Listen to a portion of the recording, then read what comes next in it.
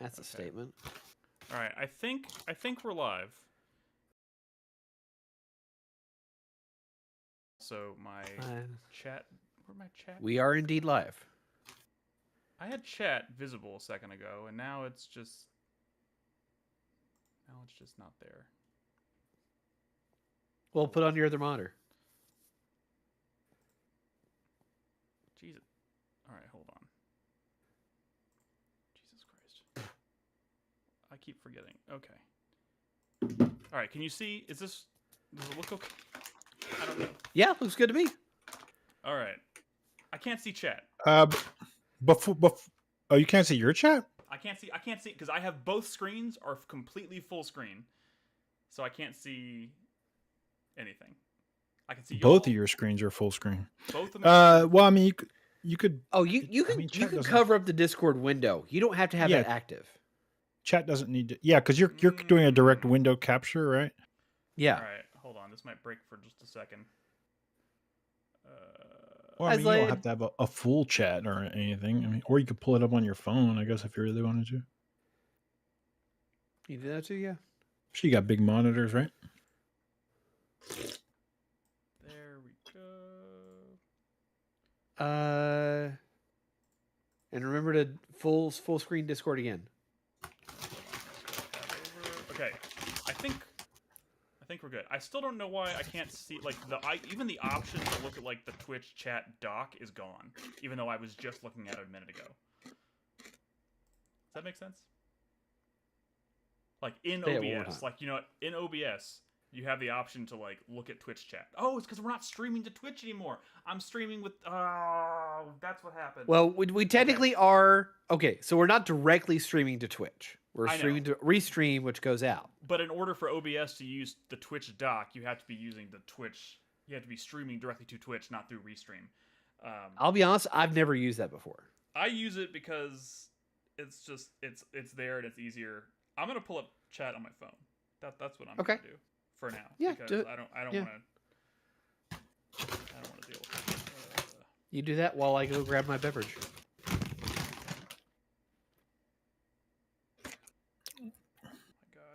Work with me. Fuck. Oh, you piece of shit. Okay. You shut the fuck up.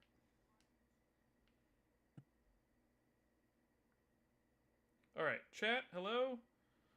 Oh my god, what's up, Whiteboro? I can actually see shit now.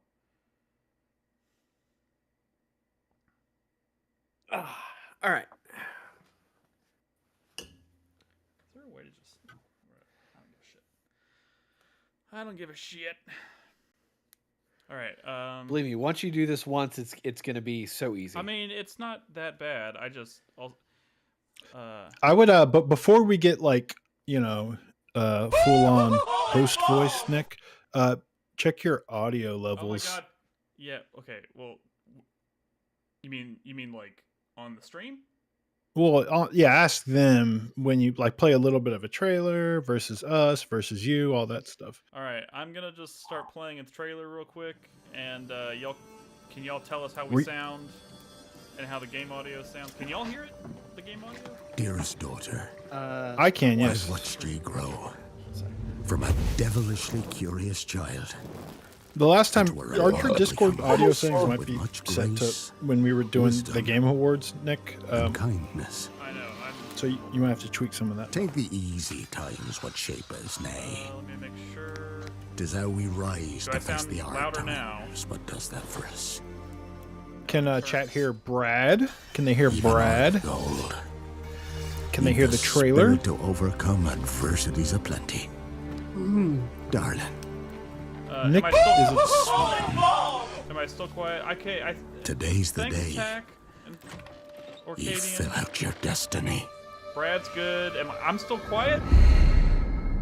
You were a little quiet. I think you were just a little far away from your mic, but. Trailer audio maybe a tad low to come. According to Big Bug Noise, trailer is pretty loud comparatively.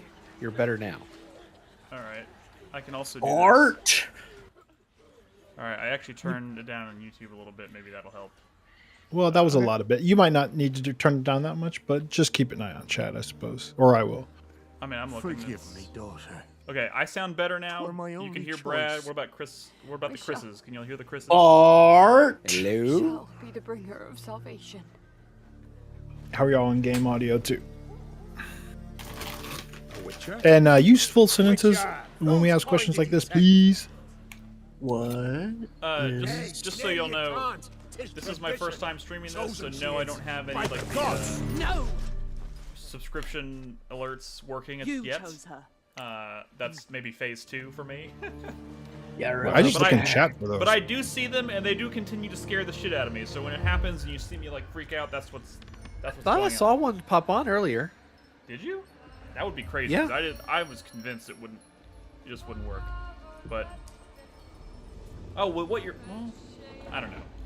I guess we'll see if somebody else subscribes. Why do I sound low and muffled? I am.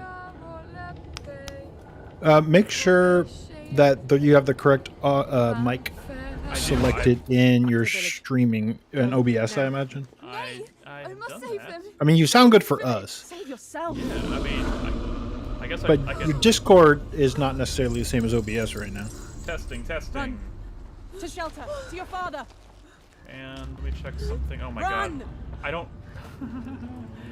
Also, since we are recording tonight, you should make sure your Audacity didn't break, because sometimes if I don't open things in the correct order, Audacity's not happy.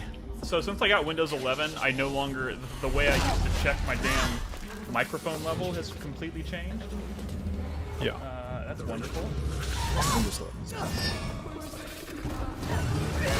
And fucking tap stick.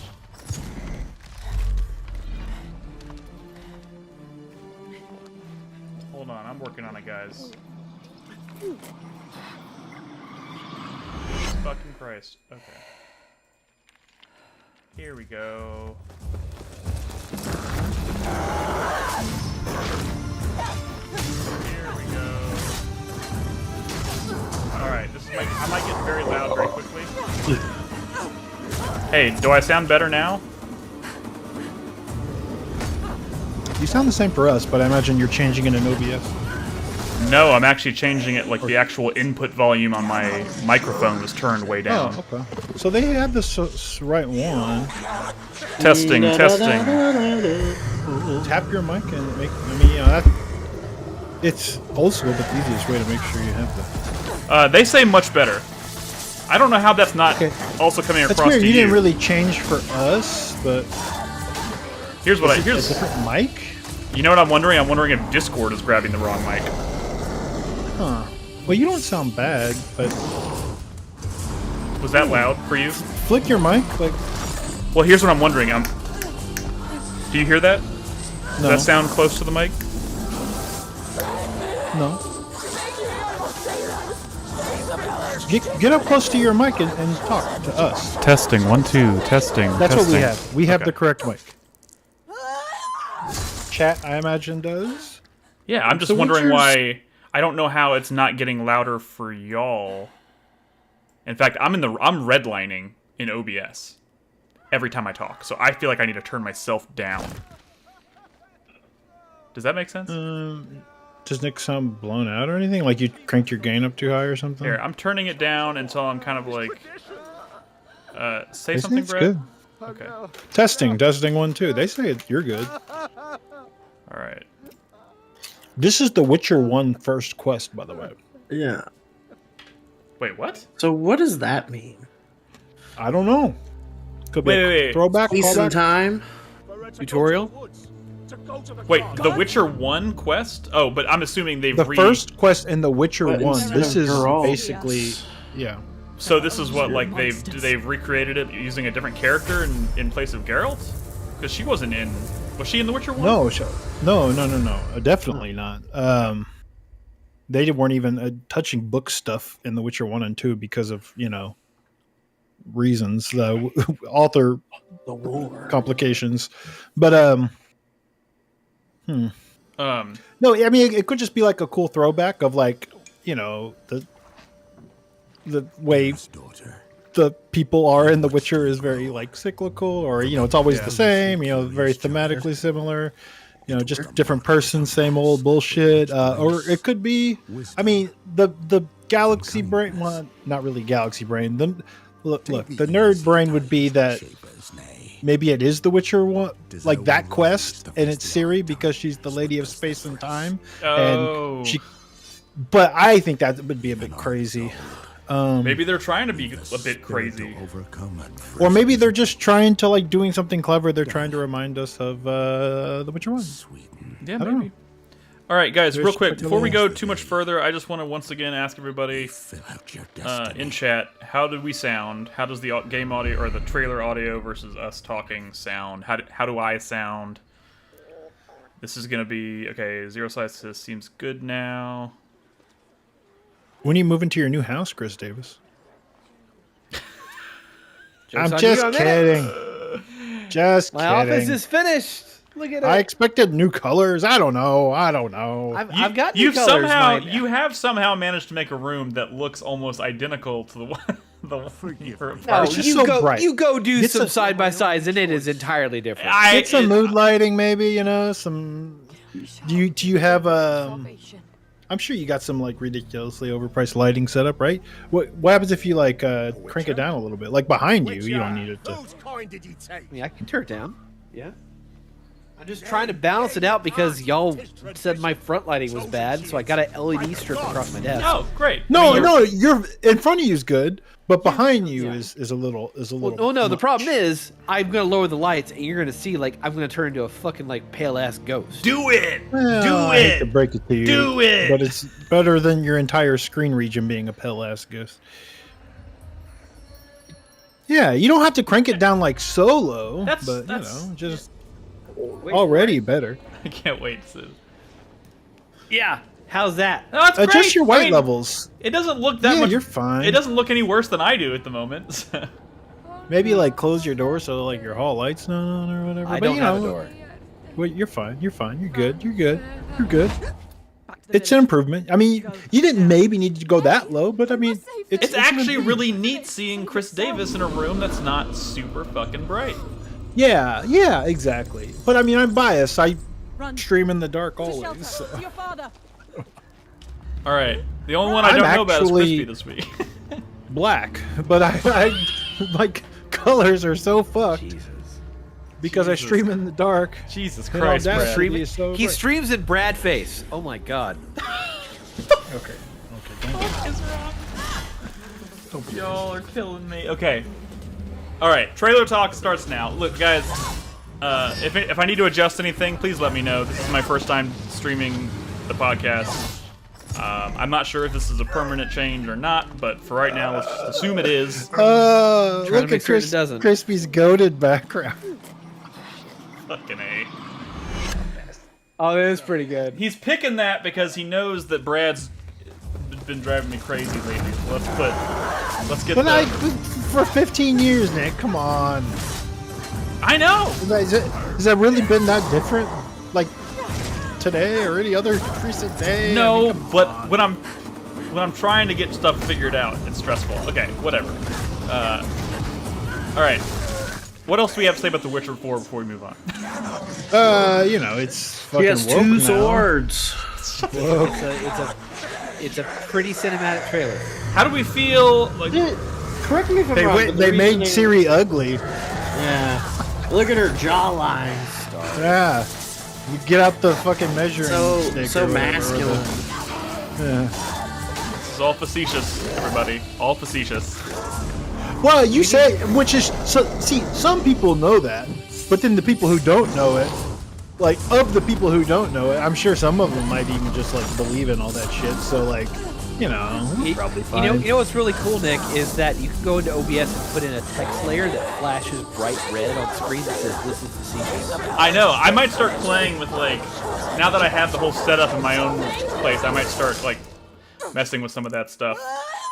Now that I have a feel for like how it works, we'll see. Anyways, What a Ciri is such a Mary Sue. fucking A. I Yeah, fucking I can't wait for this game. Does she even have the upper body strength to cut off the head of that? I'm gonna have to like study the monster pizza on this monster to see if a woman could even slice the head off in one strike. I'm so glad this is the last show of 2024. What does that have to do with anything? Because we'll be back next week for 2025. True. I mean, very I'm just true. hoping he has some kind of New Year's resolution where he says, you know what, I'm going to be a better person. He doesn't. I can I'm gonna assure say you. nice things. But here's the thing. Brad is right. To a certain degree, if you believe what we're saying right now is factual, and you decide to leave because of it, Yeah. it's Yeah. And And like For you. good all for the you. community members that are left. I mean, like, you know, the handful say of it like people who've that. done long forum posts about how I'm the devil have long since left, like a decade ago. So we're not And worried you know about what? them The anymore. community has become much more, much Stockholm better. syndrome. Much Stockholm syndrome. That's a good script. All right, we're moving right along to something completely Dude, this different. shit's gonna be crazy. Why are you popping off for Hello Kitty? I'm just curious. What is this? Because the people are. The people are. Are the people really popping This off is for a Hello Kitty game? Hello Kitty Island Adventure. Whoa! Who needs World of this Warcraft? is that Hello Kitty Animal Crossing thing, right? I mean, that's certainly what it looks like to me. It's Hello Kitty Island Adventure. And I told my wife, you going to be playing that shit? And she's like, yo, dog, I heard Bats Maru's not even in it. But then I guess maybe they added Bats Maru, so we're back in. What's a Bats Boys. The bad boy of Sanrio. How dare yeah, This exactly. music How is chill dare as you. hell, though. Yeah, I mean, this thing's going to be huge. We have a selection of trailers tonight. What does that mean? Welcome to Trailer not Talk all Live, everybody, where we watch Games trailers with together. Knots punching Nazis like you like? Sorry. Well, I mean, Brett unfortunately, hates punching Nazis. Normalize punching Nazis. Yeah, I mean, you know, freedom of speech. Let's hear what they have to say. Let's What make the- friends with them. Let's have them on my podcast and hear them out. we have a pervy as fuck game in Trailer Talk tonight. Oh my god. You know, they can go on Joe Rogan where they're not good enough for our. It is amazing the conversation we're having right now while watching a Hello Kitty trailer.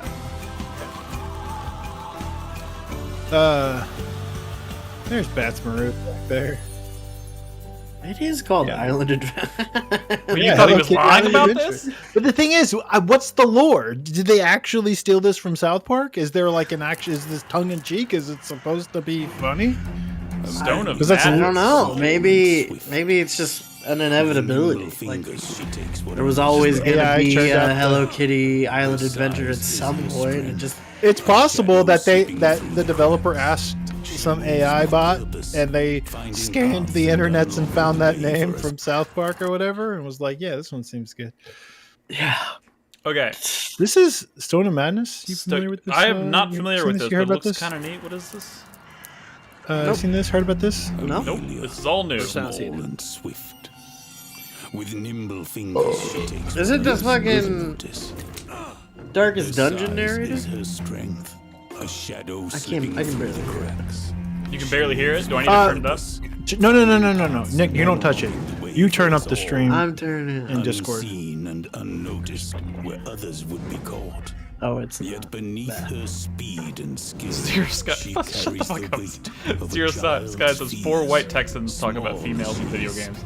The world around her feels This distant that is and the forgiving. this is who's the Flawed as developer we here? are, I the thought you develop- would the know the game answer to that kitchen? question as we're watching the trailer. Our deliverance. There's a reason the game kitchen. Oh, this is the Game Kitchen? That's blasphemous. The Blasphemous team. Yeah, but maybe they're they were working on publishing or something else. co-developing. Well, they are. I mean, they must be. they're working on that Ninja Gaiden game, but Oh yeah, that's right. but I did hear I've heard about this one before I heard about Ninja Gaiden. But I wonder if it's like they're co-developing, co-publishing because there's some other name when I search. There's a Teku Studios. I don't know who they are. How do I set the YouTube video to loop? Do I have to like? And right then click. there should be- Ah, here we go. You're right. Thank you. Cool. Cool. Now I'm not in danger. All right. This is Preparing new... to transfer now. This is what, Exodus or something? This is your He was last another Heavily, late- heavily inspired by Mass Effect. Yes. Oh wow. I mean, it's almost shameful. Somebody's got to do it. Yeah, and now BioWare is Yeah. back.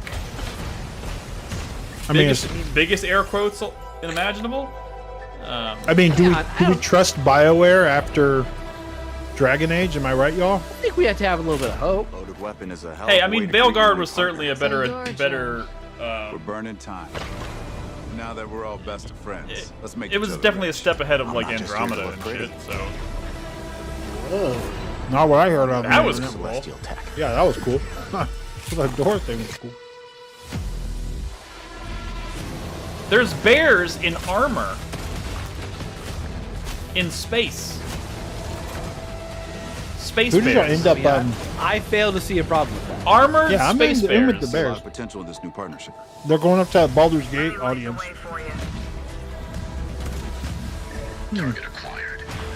Who did you end up romancing in? Oh my God, the frog! I'm sold on the frog. Okay. Who is developing this? New studio. I think. Just forbidden. I'll look it up. The price is death. Is Alright, this the stop changing Matthew? the subject, Nick. That's what it means to be a traveler. Wait, is this the Matthew McConaughey game? Am I forgetting that? Somebody Yes. in chat. Okay, okay. But he's like, is he like starring in it? What's going on? What is Matthew? What is the extent of Matthew McConaughey's involvement in this game? Fucking Jeff Keighley told us about this shit like a year ago. I don't remember what he said.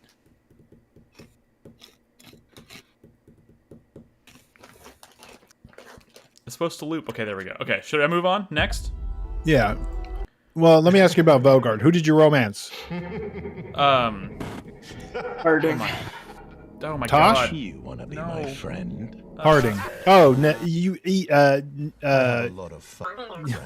man. We gotta talk about that. I'll always save it for the podcast. Whoa, Divinity? What the fuck you look? Divinity's coming to Balatro? Everything's coming to Everything Balatro. is coming to Balatro. I've been playing Balatro. When do I get my Dude, Divinity? I didn't see any other cards. Wait until next I'll- year when Balatro shit. comes to Balatro. Yeah, Crazy. that's when the singularity happens. Wait. Was that Enter the Gungeon? Bluffing. Yeah. Yes. Who cares? Divinity. Wait a second. Is that was that Ben Oh, Starr? and the Cult of the Lamb. You know, Wait. Binsar's everywhere, so I would not be surprised. Oh. He is like That is Ben Starr. hottest, Oh my God. hottest up and coming motherfucker. Up and coming. 1,000 times resist. That's an insane crossover. I That's just actually insane. That's Jesus Christ. actually absurd. is every developer under the sun just wants to get their game in Balatro. Welcome Yes. to the clown show. No, That- the Balatro That dev Oh is my reaching God. out. What The the dev- fuck? the Balatro dev is reaching out to about the games he likes, he loves, or whatever. And it's like, yo, let's make a deal. Friends of That's what's Jimbo. happening. And they're just like 1,000 times yes. resist is crazy. Out today. Out today.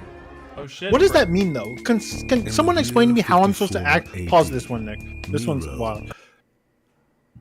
Does anyone know how I'm supposed to access those cards? I don't understand. Because I restarted Balatro on my phone, but I don't know where like cool card packs are.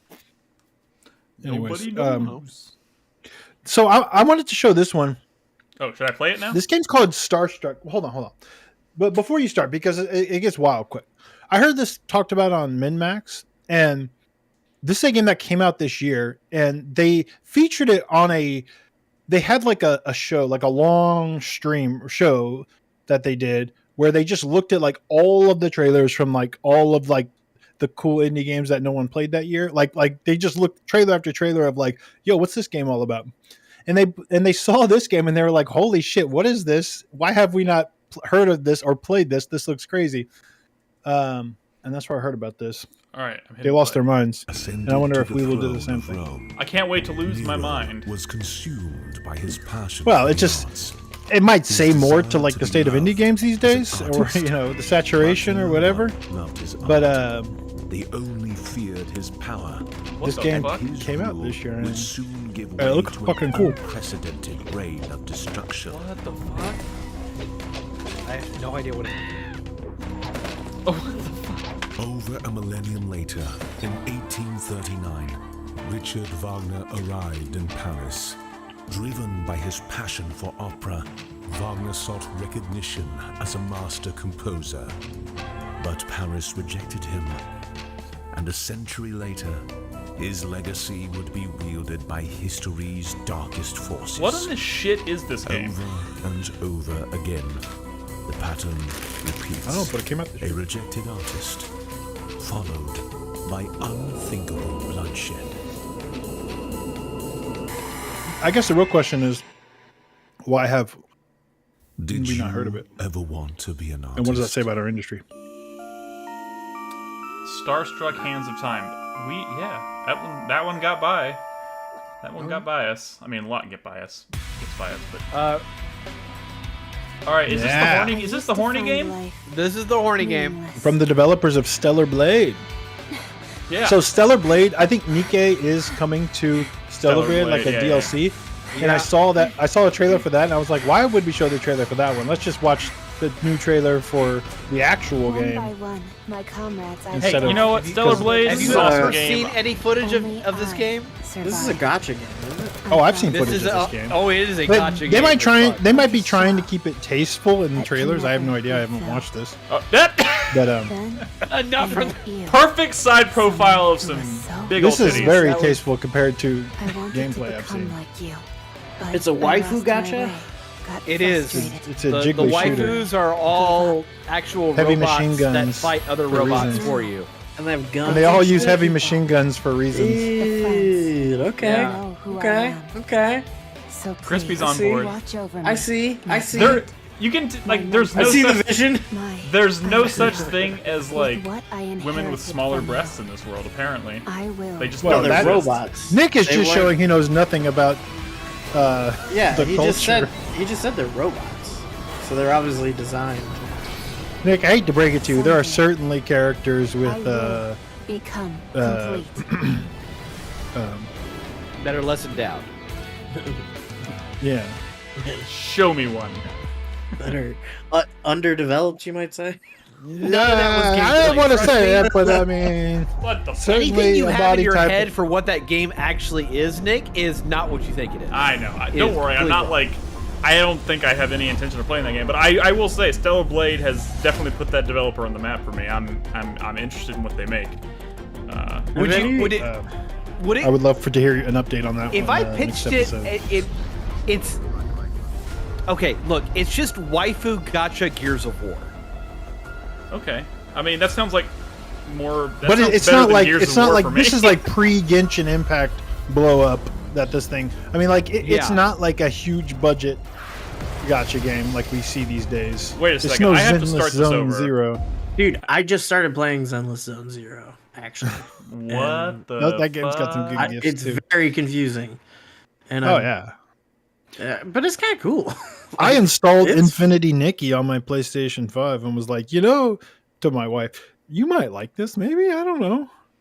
To which she It got good responded, reviews. What is that? It's an 80 plus on Infinity Nikki. That's the latest gotcha, big budget gotcha, but We it's just watched the about trailer for it. dresses. Yeah, we have watched trailers. About No, dresses. no, the trailer we just watched is a completely different game. Oh, Oh. the one about. Oh. What the Yeah, fuck no, is that's happening? more of like a for women gotcha. It's not like a for men gotcha. Lady necessarily. Gaga. Infinity Nikki is that open world cutesy song and dance game that we've seen multiple times. Yeah. Okay. Cutesy. Yeah. yeah. It's not really cutesy. Yeah. It's more like Moy. Careful, everybody. Careful. I wouldn't say moe. it's like for ladies. It's Prince of about the- dressing up. And Prince of the Universe has characters are spoken. He just- says, "No, Infinity Nikki is for men for sure." Kawaii. How about it's just I for mean- people? Okay, real quick, let's shift gears. Let's talk about this I game meant- that cost $700 I meant million for or women some as shit. a compliment, I guess. But go ahead. Yeah. And just had Citizen. layoffs. What is this very short trailer says what is Star Citizen? Answers what is Star Citizen? Yeah, good question. Is this guys? Is this a real game that people will eventually be able to play and feel like they got their money's worth? Like People are playing it right now. It is a real play video it now and are like. It's been in really early weird. access for 12 years. I believe there's a new like DLC pack that is $50,000 What? or like Oh a yeah, new no, ship they or something. sell all sorts of stuff for Yeah. tons of money. $50,000 ship. I don't think it's can be 50,000. No, dude, look it up. Look it up. I'm going to go to their website. The game has made more than 700 million. Or so when I say the game Star Citizen has raised more than like $700 million, you have to understand that this is not like the players spending that money. well, yeah. It's not like investors or whatever. I don't even understand. I don't know. It's like its own little economy, I suppose. But I think this was. I have to ask. Like, you say there are people who are playing this right now. Why have I not heard anybody ever talk about it? Because it's not for normies, dude. You don't have the kind of pretty money niche. to talk about. It is an alpha state. They only have a few planets. They only have several missions. It's mostly people going into a sandbox and just messing around. The guy who Matt Colville, the guy MCDM, he's a big D&D YouTuber.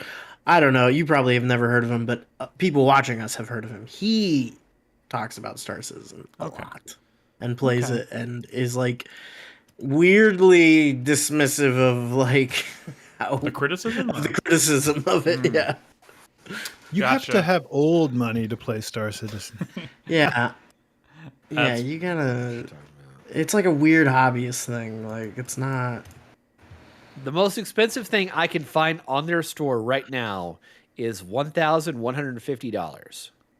Well, that's not what I was referring to. Tax says it's 48,000. So I believe I'll look it up. But because they're I did want to mention real quick. Exodus is being developed by Archetype Entertainment here in Austin. They're a new studio.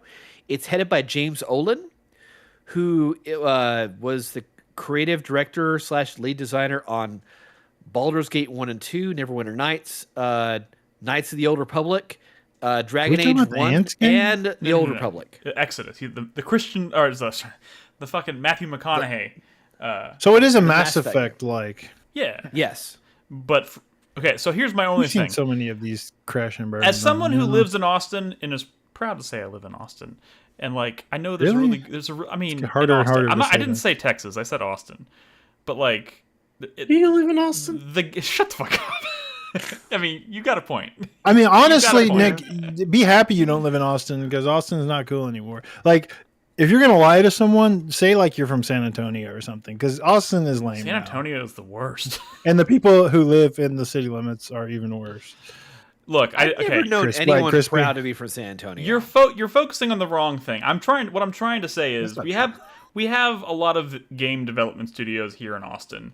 Yeah. But there's been also a lot of games that were developed here in Austin that flopped from. I mean, Redfall I definitely hate to comes break to it, mind. dude, from everywhere. I mean, that's true. That's true. I'm just saying, hearing that is being developed here in Austin is not the immediate. Oh, thumbs up. What? Actually, well, hang on. This I just read some more. They're owned by Wizards of the Coast. They've got Wizards of the Coast money. Wizards of the Coast, huh? Yeah. Okay. And Arcane had Microsoft money. So Yeah, I mean, what's I your guess point? I guess that's. Microsoft's a fickle bitch. But they had the money. They had okay. Yeah. I mean, and they let's- could have let Tango Gameworks keep going, and they fucked them over. You're right. I mean, you're right. Like the reason Redfall failed had nothing to do with the money being allocated incorrectly. It was just I'm the talking about creative them being direction. shut down. That's true. That's true. Oh, Okay. Anyways, let's watch uh, the Ants trailer. How many more trailers do we have tonight? I just closed that. About 4 or 5. Phew. Do we want to go through all of them? Not much. I mean, we could probably go through them real quick. We could skip the Ants game. Obviously, Nick's not interested. No, this is cool looking. I mean, this is just Sim Ant in 2025. More people need to play Sim Ant, by the way. I mean, this looks beautiful. It's just like, I mean, Don't more people need to play this? It's what? It's what, Nick? I don't know. It's like I keep waiting Just for there to be fucking like. hate ants? No, well, yeah, I do hate ants actually. Fuck ants. Anyways, that was interesting. I feel embarrassed that I don't have ants in my house. You know, ever since I stopped having dogs, I don't even understand how people don't. What? on this beach? I have two children, but I'm saying like What's more, the real there should be ants in my house. Who was I? Be happy you don't have. I had him in my house until recently. Your boy, Noah. No, I've Saved had my them. I skin. mean, I This can be just for you know, until you get your memory tried to back. do something about it, and I guess it wanna go worked. with But I'm you saying and like leave it's not the like island. the crumbs went want Dad away. to know There's either. still Bunch of crumbs. wannabe swashbucklers, huh? Stick a broom under my that couch don't sometimes, and I'm sound like, half holy bad. shit! How did all this get In under 2 there? days since I woke up with not a trace of memory. I became captain of my very own. You know, I was pirate thinking ship about and set out to Yakuza sea. lately. Thinking about my What's top the 10 deal? list. Like And of course, cosplayers or something? the They're like from this like a place Dragon called Infinite Atlantis. Wealth is one of my Some favorite games of the island year. that But sees a I'm hideout I'm for tired of demons putting and Yakuza games on my top 10 list. It's You should almost be. like wasting. It's almost like wasting a spot. It's not fair. It's like it's not fair to the game that gets bumped off by yet another Yakuza game because they're always good and they come out every year. And it's not fair. Bryce out of the picture. So I don't know what to do. Break the cycle, Bunch of shady Brad. Break the cycle. organizations. Like I want to do like an Biggest honorary one is run by this old lady they call Yakuza Queen mention, Shell. but like have it not At take up a last spot. we meet the famed Captain Majima. I don't know. and the It just crew of doesn't the seem fair to the Goromon. game that gets bumped. Sure, there's all sorts of casinos and cat houses. In But how do you Outland, compete against but none of them earn RGG? like the Coliseum. I am Pirate King Raymond I kind of Law. want to play this in English. I commend you on a splendid first I fight. play them all in English now. Been a long They're time, great in English. Kyodai. Yeah, told I mean, you, stop even calling me even You just even English fine having Kiryu, amnesia I got the used rest to. of your life. It took a while, let me tell you. Yeah. But this is So Matt what? Matt Mercer. Yakuza and pirates ain't Majima. that different from one another in the first place. He's I've no been Mark listening to a lot Hamill. of Critical Role.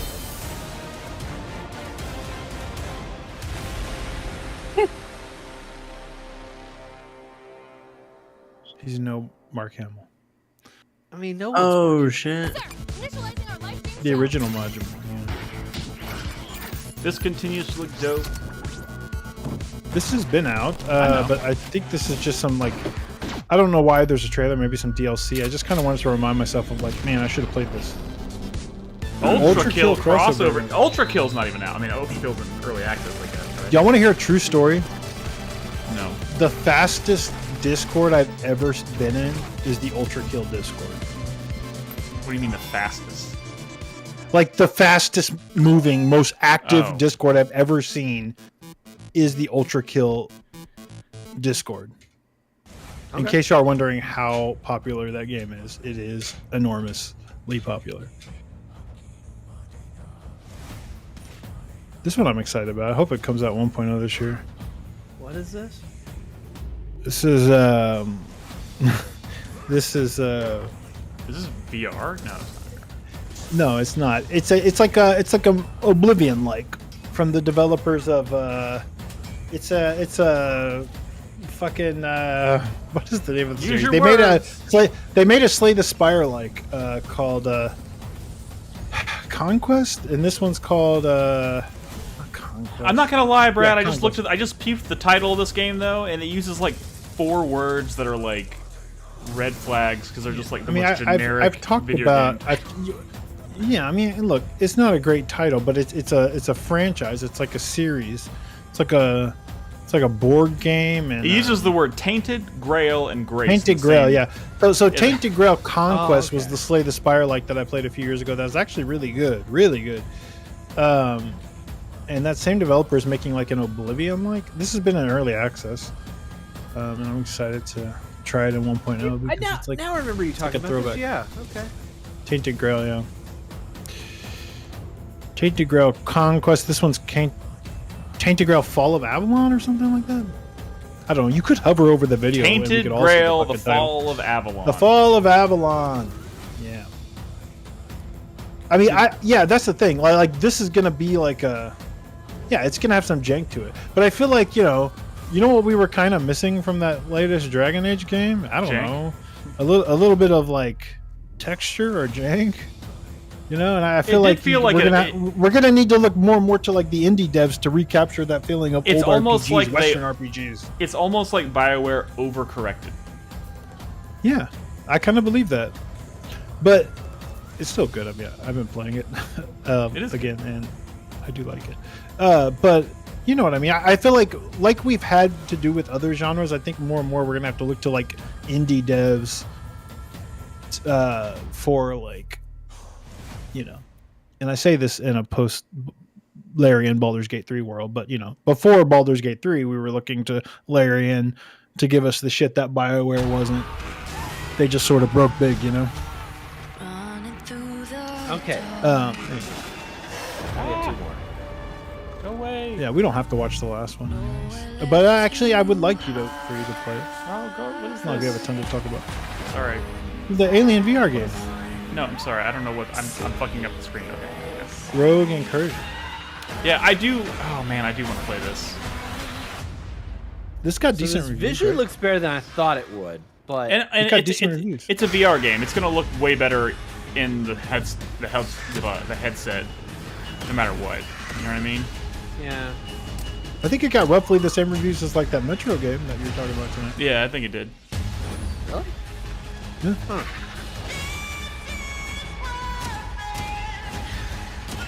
I'm saying VR is just good. So like if they even like kind of try, it's usually pretty good, pretty fun.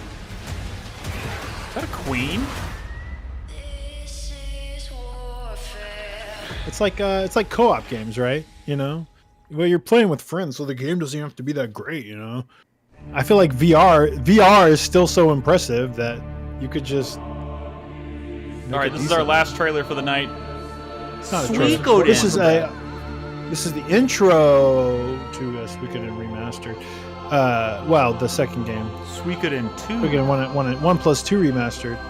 And I wanted to watch it because, one, it's a banger intro. This is just like a kind of a modified version of the original, I suppose, in some ways. But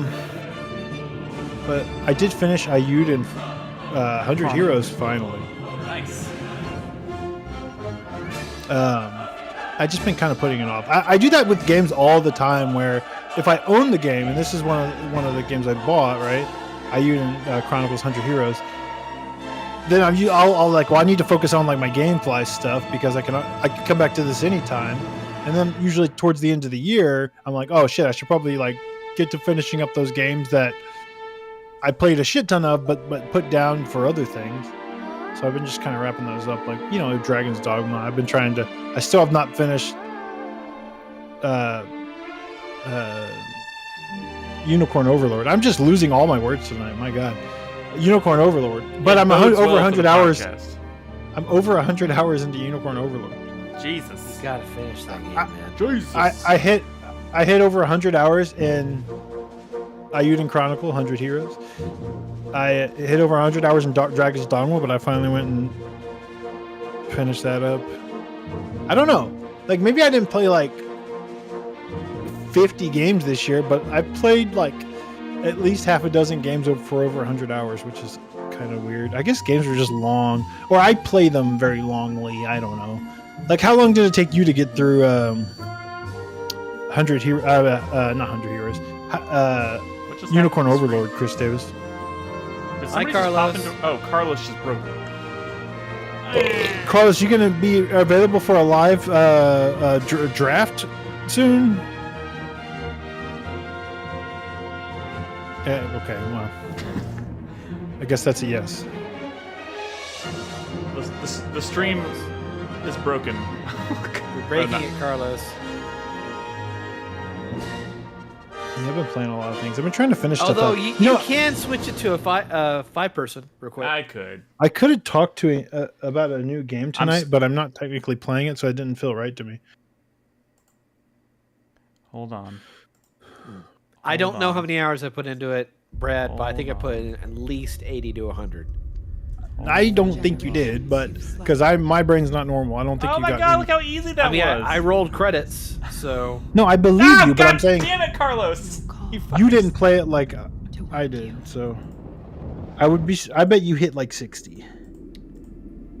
I don't remember. What is this? I thought we were done. Oh, okay. Is that Laura? It's Yeah, Warframe. you should do your All right. check all out right. what Malia made me, crocheted me. Let's see how smoothly I can do this transition, can you everybody. blow my Hold on. You got some Silk Song this year, Brad. Hold on. Nobody panic. Just remember to stop streaming Discord. Hold on. No, wait, that's the wrong one. Ah! Did she decide what she's making that? Well, I haven't told her to make anything next. I don't know. I need some good ideas. A lot of like crochet characters are like chibi versions of like it works. Normal proportioned video game characters, and I don't actually. I would rather have like characters that look like the characters, but it just happen to be crochet. Like, all right. Like I think I might have her do like a Pikmin or something, you know, as opposed to like a cute version of Sephiroth. You know what I mean? A lot of crochet characters are like that. I mean, although I don't know, the second you ask for Pikmin, she's going to do every single type of Pikmin in like less than 24 hours. Yeah, she made this one in a day. That'd be cool though. Yeah, she made this in a day. She could just crochet like a bunch of Pikmin, just hide them around the house. That would be cool too. All right. Hey, that transition went pretty smooth, right? Yeah. What was the transition? What did you do? I switched from trailer talk to the four of us on the screen here. Do we have everybody? How do we sound, guys? Does this sound okay? As far as I can tell. Animal. And the stream has been pretty steady. No problems. I mean, what does it say in OBS? Good. No dropped frames. Good. So I think we're good. Now I need to pull up Audacity.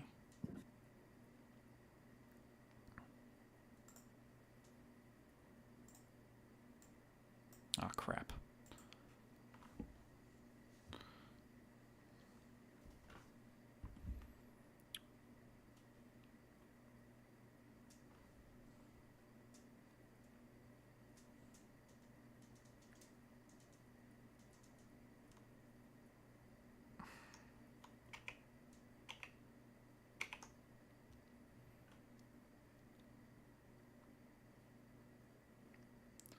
Hold on a second, guys. I'm having some technical difficulties. For the love of God. Stop doing that. Okay, there we go. Okay. Whew. I couldn't hear y'all for a second.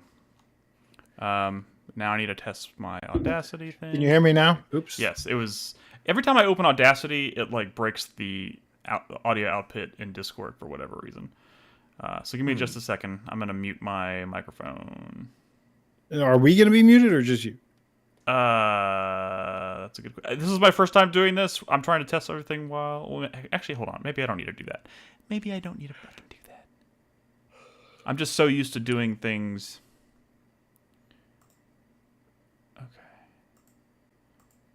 No, what the fuck? Why did I click that? Why would I do that?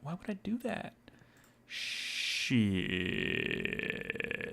Testing, 1, 2. You're getting there. You're doing pretty good. Shit. Testing, 1, 2. All right, cool. I'm good. I'm good to go. What is the current time index? What? Oh, you mean in the in OBS? Yeah. 49 minutes as of right now. Okay, that gives me a test for this when I do my editing. Okay. Do I need to tell you the time indexes? But do I need to be writing time indexes down? Oh shit! I mean, that's what I do all the time. You don't have to necessarily. So I just check when we switch to switch conversations. Just yell it out. Just yell it out. That'll be good. Hey, look, I can do this. I can do this. I believe all right. Cool. They say Brad is muted. What is? Wait. Check what? 1 2. Check 1. Well, I think we were all muted. Do y'all hear me now, chat? Okay. Yeah. Everybody should be able to hear everybody now. Yeah. because you were not hearing us, right? So I think they weren't. Yeah, But yeah. Everybody should be good now. Testing, testing. Okay. Am I Boozer in this picture? Am I Boozer? Yes, you would be Boozer. Yes. All right. He's good, right? We like Boozer, Boozer's right? great. All Boozer right, I'm Boozer. I forgot Chris Davis played Days Gone. That's crazy. And you played the whole thing? Why is that I crazy? beat it, yeah. Because no one's played that game but you, Nick. Why? It's so the fucking good. It's There so are fucking dozens good. of people that have played this game. You shut up. That is actually not even, like, that joke doesn't even work because that's just not true. There are lots of people who have played that game. A lot of people in the Midwest. It was really popular. I don't That's why it's understand. getting a sequel. I don't. Shut the I'm sorry, that was so mean. Did Boozer survive? I mean, maybe that's a spoiler. They all survive. I guess nobody dies in that. He survives, but it costs him an arm. Okay, I'm wow, good with that. Just I'm straight good with up, that. just straight up spoiling shit. Give me a robot arm, man. Robot sequel. It's never gonna happen. But hey, that first game is so good. That first game is so good. It's a beautiful stand. It's Days Gone is like The Last of Us. If The Last of Us just had stopped at 1, and it's fine. Wait, It's what? good. Wait, what does that mean? I mean, The Last of Us didn't need a sequel, but it got one, and it's still good. But Days Gone isn't getting a sequel, but it doesn't need one because it stands alone. It stands on its own. It's a great game on its own. This connection's a little shaky, but sure. A little. I mean, a little. You gotta come on. You gotta come on this journey with me through this metaphor. But I don't want to come all over these bikers like you did. Me either. Or whatever. It's really disgusting, honestly. All right, I'm starting my recording. It ended perfectly, Maddie says. It is. Here's the thing. If you don't, it ends so good, and then there's a post-credit scene that sets it up for a sequel that we're never gonna get. So if you just don't watch the post-credit scene, it feels like the perfect ending. The post-credit scene's pretty good, though. It is pretty good, but it's also, now that we know it's not going to go anywhere, it's kind of... Yeah, but that's not the point. I guess you're right. I mean, it's a cool post-credit scene in and of itself. Now your imagination can just run wild. Wow, they were really gonna cook, weren't they? They were. They cooked in the first game. Don't. Now you're just being a jerk. No, I'm sorry. That did sound sarcastic. That wasn't. I think there's some part of Crispy that's being very sincere. When I learned what like their twist was and like what their big idea that they were gonna explore in the sequel was, like I was like, that's kind of cool. I don't know. What is it? Or what was it? I mean, obviously that's not going to happen anymore because even if it did, it was that one crazy person's, the former director who no longer works there, right? Yeah, or writer. Yeah. He no longer works there. Crashing out on Twitter. So even if they did the sequel, it probably wouldn't be that anymore. Yeah. I mean, I don't know. It could still be. But I don't know. Also, you could spoil Days Gone for me or whatever. I don't care. I don't want to spoil it for like people who don't want. You know, I mean, there could be some people in just. Isn't there rumors of a remaster coming? Oh yeah. That's supposed to be a certainty happening. I don't even understand why that's necessary. You can play it. You can. I mean, it's free if you have a sub. I think the subs are fucking Sony.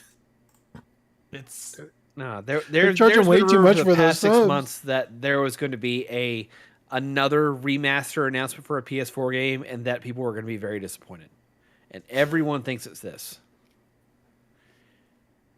I don't even know what that means. It's a game it's a game that's barely 5 years old. Like what? Nick, I hate to break it to you, but anything that's not a Bloodborne remaster is going to disappoint people. I mean, that's true. I mean, I even feel that way, and I love Days Gone. It doesn't make any sense. It's a 5-year-old game. It doesn't need to be remastered. You can play it on PC, and it looks fucking beautiful. Well, Sony already remastered Horizon, so I mean, that didn't need it either. Of course not. Well, all they would end up neither did doing is Last of Us. All right, let's. I'm recording. But that was also a game that came out in 2013, and it was more or less a remake. Like that, like it new assets. Like it that looks noticeably different from the original. Maybe not as extreme as the Demon Souls remake, but you know what I mean. Like it's Last of Us Part 2 remastered. I did buy that game. I do have that. But that was more of just because I would like to have that on PS5. That's how they get you. They got me. I mean, yes, of course. There are certain things that are always going to get me, and you all know what those things are. All right. We all get got for different things. All right. I'm recording. Let me know when y'all are ready to do a roll call. I'm recording. I am recording for a while. All right. Here's the question. Recording. Here's the question. Are we doing Fantasy Critic first or second? We could do it second for all the crybabies out there. Okay. All right. All right. Roll call starts now. Brad. Hello. Hello. Hello. Crispy. Hello. Hello. Hello. Hello. Chris Davis. Hi, this is Chris talking to the mic for an index point for Nick to use for his podcast recording. There we go. Thank you very much. All right. It got really bright in your room again. What happened? He couldn't stand it. He was like, I'm gonna go turn the lights back up. Can you do like I halfway? turned it up half an hour ago. Why? Why though? Yeah, well, because Brad said you could turn it up a little. And then you turned it all the way but that wasn't back a up. little. You turned it all the way back. I didn't turn up all the way. This is not all the way. It's fucking bullshit. Also, I have to Don't ask, Chris gaslight Davis. me. I have to ask, did your camera flip? Because now the shelf that was on the right is now on the left. Did this? When did this change? Between my apartment and here, No. yes, I switched it. Tonight, when I was talking to you, I swear to God, that shelf was on the right, over you your did right something shoulder. on Are your you end, looking at because he's Discord, not changed. or are you looking at OBS? I'm looking at OBS. Is that what's happening? Okay, OBS has certain camera angles that are actually flipped horizontal. Okay, Oh, that's the weird. fuck you doing over there? It's weird. Because I was doing that for myself when I was at the apartment. Okay. Weird. Why?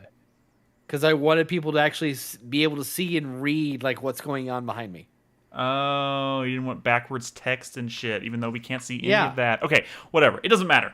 It doesn't matter. Are we Wait, ready? but I can read Nick's shirt. It says Ghostbusters. It's a good job. It's a good job. Thanks. It would probably be easier to read if I flipped my camera, but I'm not going to. All right, we're gonna Wouldn't start. it be? I guess. I don't know. We're going to start right now. Hey, guys. Welcome to 4Player Podcast, the last episode of 4Player Podcast of 2024. I'm your host, Nick Henderson. I'm joined by Brad Simons. What up, yo? What up? Crispy. Don't skip over movies. I got one to talk about, Nick. Okay. Crispy. Hello. I could talk about movies too. I actually have a movie I could talk about, too. And Chris Davis. None is of here. y'all's is more relevant than mine. Yeah. How are we still alive at this point? I don't know anymore. I mean, you mean how are we still recording this podcast? That's a better question. Anyways, yeah, 2024 is pretty much a wrap. Tomorrow it's December 30th, so this is our last show of the year. Real quick before we talk about the movies that we're going to talk about, I do want to quickly say that first of all, Happy New Year to everyone who's listening to this after it's already posted. And tonight we're going to talk about a couple games, but in the second segment we are going to put a bow on our Fantasy Critic competition for the year of our Lord 2024. We're going to go over the rosters, talk about who won, who lost, and we're going to check in on our community league, see how they ended up doing. So if you've been following along and having a good time with Fantasy Critics, stick around for that. There's one that might still be up in the air, actually. One of the community It's leagues? down to the wire. Oh shit. We'll talk more about that in that second segment. But yeah, and Brad, take it away. You wanted to talk about a movie. Go. Oh, well, what movies did y'all see? I saw Nosferatu. It doesn't matter. Fuck. Because I saw Sonic 3. Oh shit. And this is a video game podcast, and we talk about Sonic. Was it good? I don't know. I mean, I did pop over to Rotten Tomatoes and saw it was like 88% certified fresh. Now, which is absurd, right? Did Because you like see the first both two certainly weren't reviewed like that, and to me, this They weren't movie like just panned either, were they? I they, don't know. but like they're like in the 40s or something, right? No, Like they're not like the other ones. okay, I think 60s. I mean, they're not. They weren't like glowing certified fresh. Google this. Google it now, or Rotten Tomatoes this. No.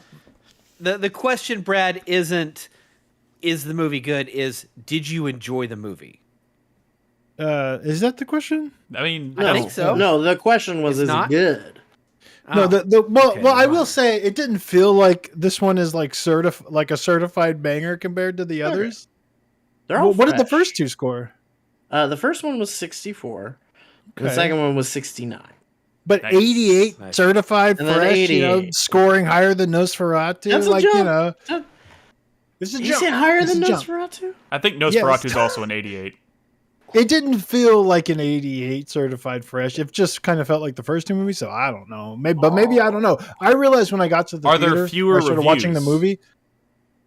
Well, I mean, there's over 100, I think. There's I don't know. 113. There's probably less respectable critics still reviewing Sonic movies after three of them. Maybe, I don't know. Possibly. That could be true.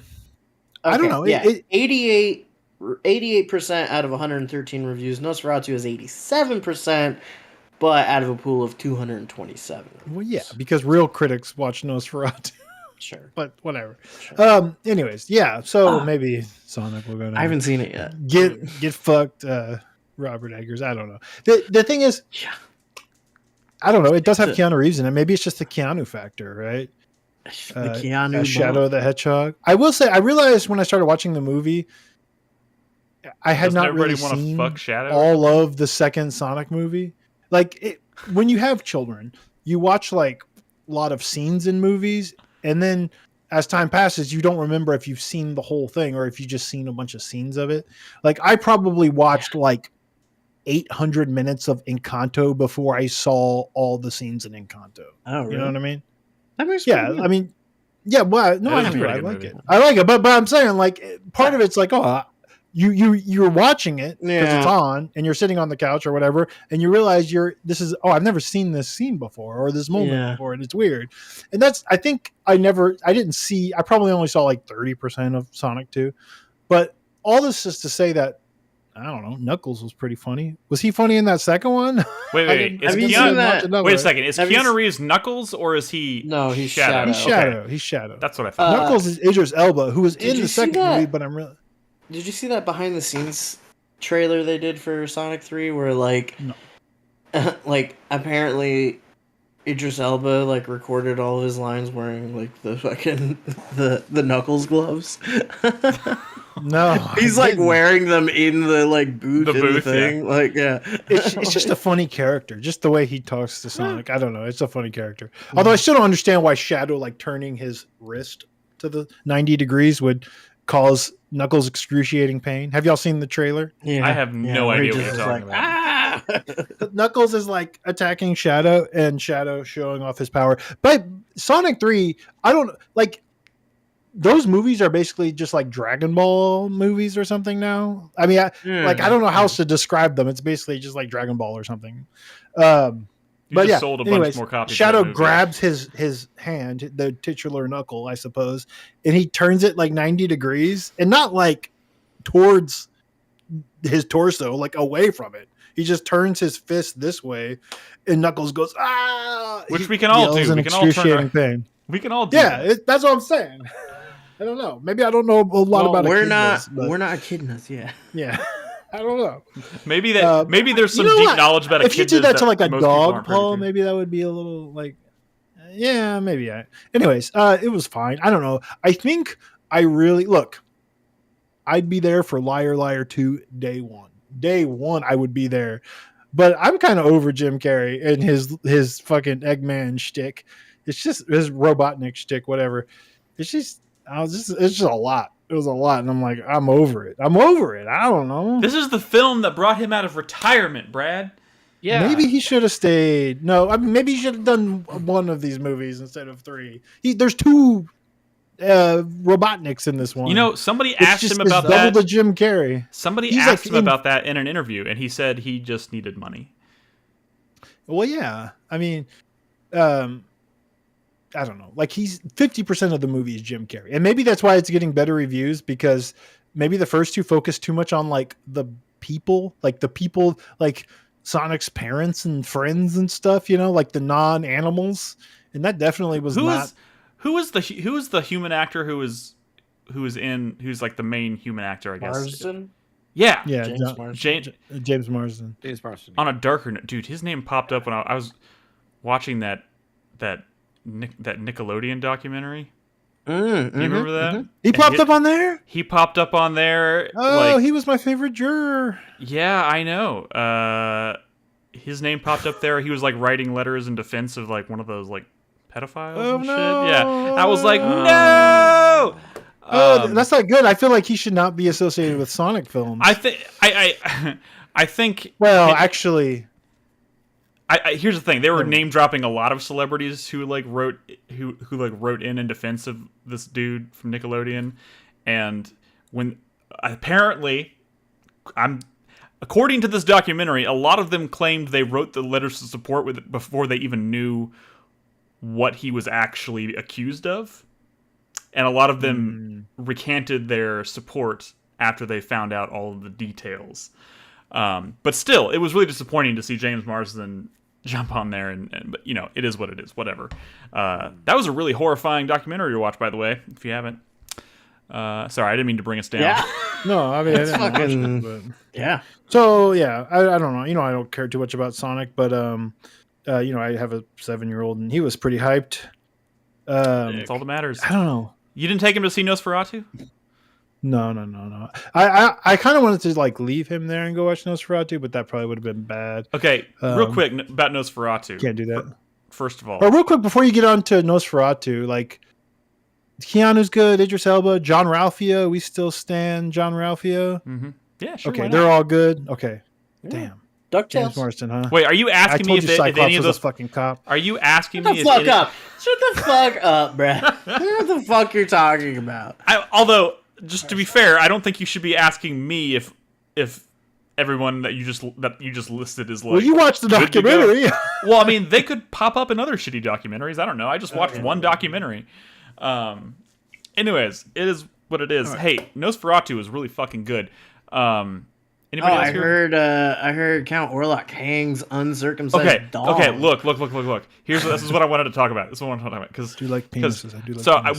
we went to the Draft House as we do, and we went to like a 9 o'clock showing or something, or actually it was probably like 8 o'clock. Whatever, that's not the point. I drank 2 beers, ate an entire pizza, down to shake, and I was falling asleep at like the last 30 minutes of the movie because I was just like so. And then you perked up, and then you perked up. No. My point is $80 worth of drinks. What the fuck? My point is, I mean, it was a great movie, and I was just super full and uncomfortable by the time.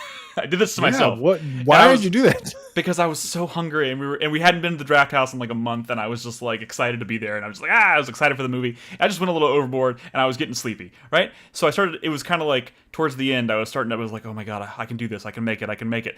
The penis thing didn't even register. I had no idea, and then people started talking about it on Twitter, and I was like, wait a second, there was a penis? I missed Count Orlok's penis in this movie. I don't know how you missed something like that. Apparently, he had a huge like prosthetic. Sorry for your loss. I feel like I have to go. You don't see need to drag the actor. Okay, maybe good reason to watch it again. No. I also heard that when they wrapped filming, the director gifted the prosthetic penis in like a shadow box to Bill Skarsgård as like a wrap present. Because what else are you gonna do with it? So yeah. Anyways, that's a great movie. Really, really cool movie, just in terms of like how it's shot and stuff. Like it's not black and white, but somehow like the cinematography just drains all the color out of the but it's not black and white. It's crazy. It's good. Go see it. It's fantastic. And there's vampire dog lighting. Yeah. Damn, dog. I'm jealous. Go watch it, man. I want to, but just kind of like in being hyped for Nosferatu, I watched The Witch and The Lighthouse again. Both great. So good. So Not good. a Northman guy. Not a Northman guy. I still haven't seen Northman. I still haven't loved. seen that. That's a great movie. I loved that movie. Yeah, fact, I've not seen it either, but I love The Witch in the Lighthouse. Which? Oh, wait, okay. Oh, The Yeah. Witch and the Lighthouse. Yeah, I was like, there's a witch in the lighthouse. The Witch in the Lion, the Witch in the Lighthouse. Sorry. Oh, yeah, no, the Northman is really good. Do highly recommend. I believe it. Yeah. I fucking believe it. I don't know. I'm You know, on the anything. On the other end of that spectrum, I watched Red One. No, No, stop we're it. not We talking don't- about We Red don't want. Yeah. Why? Did Also, I think anybody you mentioned watch- it last time. Did anybody watch Squid Game? No. Oh, I need to watch that. I You know what I also- watched? No. What? Did you watch it, It's- Crispy? Yeah. I mean, I thought it was really good, but you should be warned that they do like an Infinity War thing where like instead of the first season's 9 episodes, this season's 7. It ends on a cliffhanger in the middle of the story, and it says like season 3 will be in 2025. Which apparently it's like already done and it's gonna come out in a couple Of course. months. It's so called, I don't know. but- Yeah, it's called Money. I still Yeah, haven't but- watched the first season of Squid Game. What? What? I haven't seen Oh, either. man. I know. Nick. You of all It's people? it's Korean, not Japanese. You're okay. Fuck! Why do I keep walking into this shit? They're more American than us. Yeah. Anything Sadly. else? We have spent a lot of time. Right now We have spent a lot of time on movies. Is there anything else? Anything else we want to throw out there? Chris Davis, you've been awfully quiet. You watched any TV movies? shows? I watched last one Laughing Canada, where they're trying to not laugh. Okay. It's a bad show, but like Tom Green was on, and I feel like it's not fair because like his whole shtick was like doing absurd stuff and like keeping a straight face. And the whole point of the game is that you're trying to make each other laugh, and when you laugh, you're out. It's like a competition celebrity reality show. And yeah, of course, Tom Green made it to the very fucking end, but he was taken down by Colin from Whose Line Is It Anyways? Because he's got even more experience in trying to keep a straight face, I suppose, when you're doing something. That really is a stupid. pretty good. That's like a pretty good like pairing, though. I feel like They're all Canadian, so it's like they just had every Canadian in there. Dave Foley was in there, who also has a history of doing sketch comedy while keeping a straight face, I suppose. But it's a bad show. Don't watch that show. I wasn't planning on it. Anyway, sorry, Chris Davis. Do you have anything to add here? You've been rather. I know you just moved into a new home, but if you Tell us Yeah. about your foundation or whatever the fuck. I mean, no, we can talk about that later. Watering my it? soft water system's activated though. I want to talk about that. No, they finished up my living room speakers, so I've got a 712 Atmos setup in my living room, and I have a pile of movies that I'm just gonna be watching. For the next Shaking the several house? weeks. To just shake the house. You know, while I have no neighbors around me. One that I can recommend on that front. If you, all you have to really do is watch the opening. If you don't want to watch the whole movie, that's whatever. But like the opening, like 20 minutes of Tenet. I was gonna say, don't say a Christopher Nolan movie. Don't say a Christopher Is Nolan movie. Don't say a Christopher incredible Nolan. with a sound system. I'm just saying, like it'll shake Okay. shake your house. To I was a just foundation. watching Oppenheimer.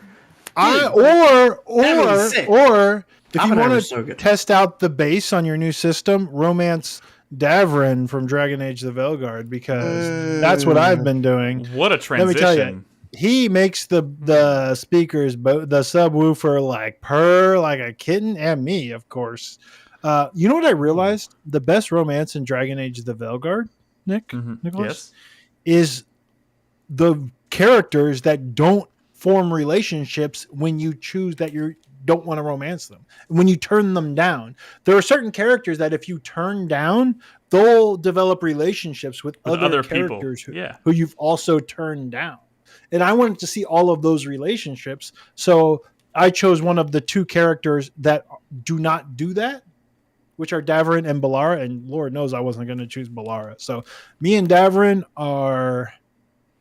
So you asked me before we started recording about who I romanced, and then you said you wanted to save something for the show because you had words for me, I suppose. Yeah, my words were that it's really fucking cool to see like Tosh and is that a spoiler? It's not a spoiler. Who's gonna play this? It's woke.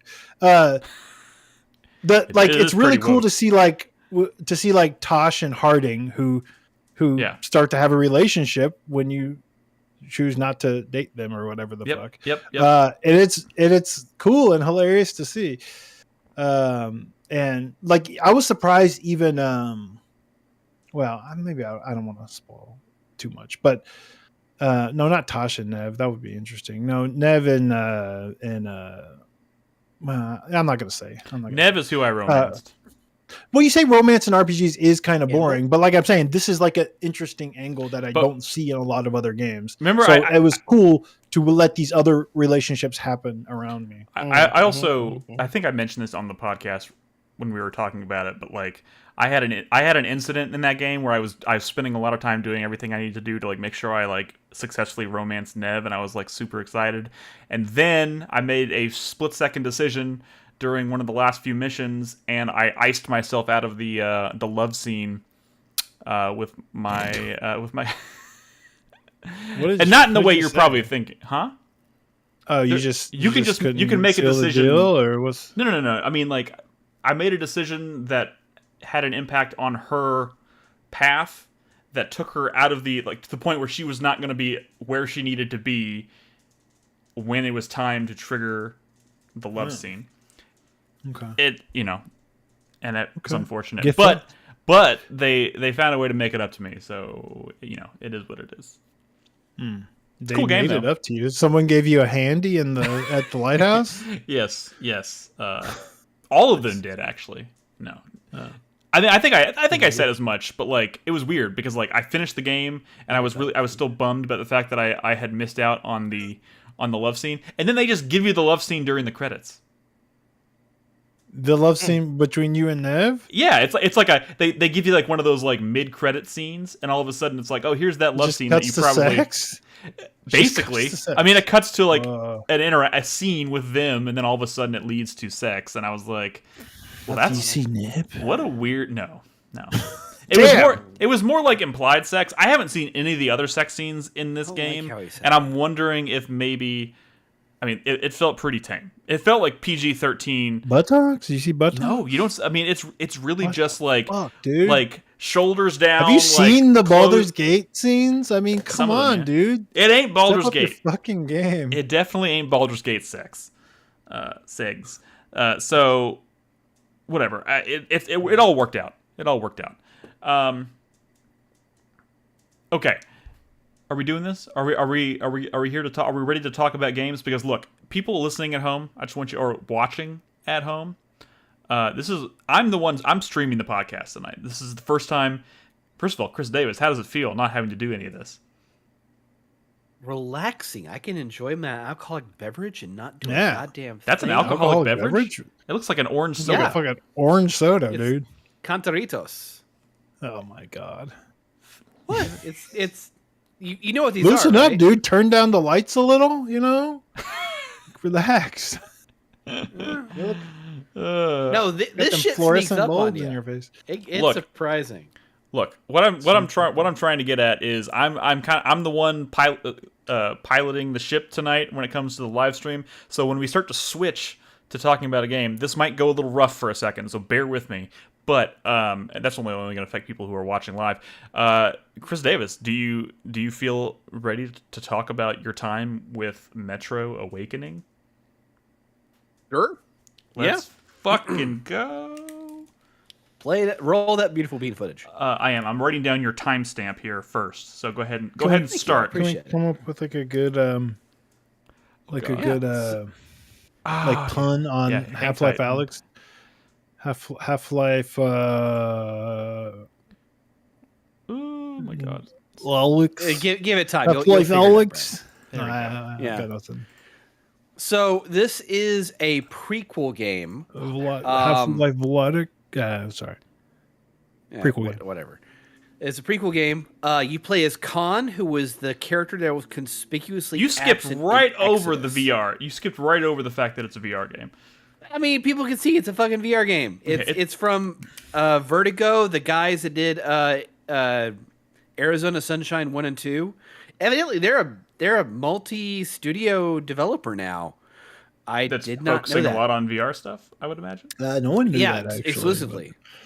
But yeah, this was their second project that they put out this year, and it is a prequel starring Khan, who is Prequel to what? a prequel to the series. Like, it takes place in 2028, like 5 years before the first game. You also got to remember, it's- like, it's- I know I can remember like the bare minimum about like Okay. the lore That's- and shit of That's Metro. what I'm trying to set up. So, long story short, this is 20 years after a nuclear apocalypse. The last survivors in Moscow who were able to get away from the bombs went into the metro in the subway beneath the city. And there's a population of about 50,000 people down there who have turned metro stations into like little towns and cities. Little villages. And there's a trade economy, there's factions, there's war in the metro. Are you still using bullets uh, for currency? So not so far in this game. It's a prequel. It's not designed with that. Bullets currency are just system. bullets. Money Yeah, is money. bullets are just bullets in this game. So, for those that don't understand what we're talking about, they're in the previous Metro games, 2033 and Last Light. There was a economy system based around bullets, which are higher quality that can be spent as currency. So you had to weigh whether or not you want to spend your ammunition to buy stuff as opposed to using them to shoot people, right? Spending on blasting monsties, yeah. Which is honestly like one of like the coolest aspect, like the most unique aspects, I would say, as a game mechanic, I suppose. Because it's real smart. So it's kind of sad to hear that it's not happening into here. someone's mug. Yeah, man. Yeah. Crazy. So they prequeled out of like the one interesting thing about the Metro universe. Wow. So, okay. So the thing here is that Khan in the games and the novels is this very spiritual character who has like deep connections to the Metro. Like, part of the lore is that he may or may not be like a reincarnated descendant of Genghis Khan, hence Khan. What the fuck? Yeah, like there's loopy lore in this. There's witches and shit in like the greater. It does get wild. I do remember it getting wild. It gets wild. This game takes place in 2028. It's a prequel to 2033. The idea is that this is him. He was a doctor before the war, and he was always a very scientific man. And so he didn't believe any of like the superstition going on in the Metro. This is the story of him being converted and becoming a spiritual person. The entire narrative is about him trying to help his wife, who is having hallucinations, hearing their dead son's voice in the pipes of the Metro. Oh, that's creepy. I like that. Yeah, so he initially goes out and he's trying to get like medicine to help her out because he doesn't believe any of this shit. He's just trying to help his wife for better or worse. And then he starts experiencing this stuff. Do they do that like in the headset? Like, do you start to hear the voices and shit in the headset? Because that seems like there's a little bit. I just got to chapter 5. I'm only playing this like an hour or two increments because VR game. VR game is it's intense. Even the best VR games are usually played in like hour long. You gotta kind of control yourself when these things. You will get tired. You're looking for Khan? In chapter 4, like he starts getting that. He is he's talking to people over radio, and he starts to realize, wait a minute, no one should be on this frequency. No one can connect to this frequency, and they can only deal with the clarity that they're coming in on if they're local. This is probably a dead person I'm talking to right now. That is quite a logic jump, but yeah, I get what you're saying. And we start getting into like fast travel time loops and stuff like that. It's like the whole 4th chapter is really cool. How they set up like there's this supernatural threat that's about to attack this metro station. And I'm all for this shit. Like, I love. How's the VR? Bro. How's the VR is it's pretty cool. Okay, everyone is comparing this game to Half-Life Alyx. I think that's a little unfair. You know what I think it is? I think Compared to anytime anybody sees the kind of like floating hands, I think people immediately Well, think it's not Half-Life just Alyx. that, but it's like, the way you like reload your gun. I mean, a lot of VR games are like that, right? But like Yeah. this also, you're also in like some fucking warehouse shooting head crabby looking things. I mean it looks like Half-Life. Sorry, buddy. I mean, but honestly, yeah. if you were going to mimic any game, like if you were going to like take inspiration from any game to make a VR Metro title, I mean, I could say this about a lot of different IPs. You would copy the best yeah. one on the market. You copy Half-Life Okay, Alyx. but yeah, I don't want it to look like Super Hot or Beat Saber, sure, but is it as good as Half-Life Alyx in terms of like the way it plays? So You know what you're asking, right? You're asking if it feels as good as like a homemade Valve title. Why not? I mean, Like there are shooters I'll be that feel upfront with better you. than Half-Life Alyx, like mechanically. In Apparently, VR. there's not that many developers at Valve anymore, so it doesn't seem that unreasonable. well, that's a whole other conversation. Anyway, Yeah. the game feel of this, like the one thing I feel that's very unfair to compare with Alex with this is that there's not a whole lot of interactivity with the environment going on. You're not picking up a lot of boxes. You can't interact with like everything that's in the environment. Anything you can mess with gets like a yellow highlight on it, but anything beyond that, like it's just uninteractable. That being said, the depth in which you're kind of messing around with your character and managing your inventory is more complicated than Alex is. Alex is a lot of kind of like menuing to switch between weapons and things like that. Yeah.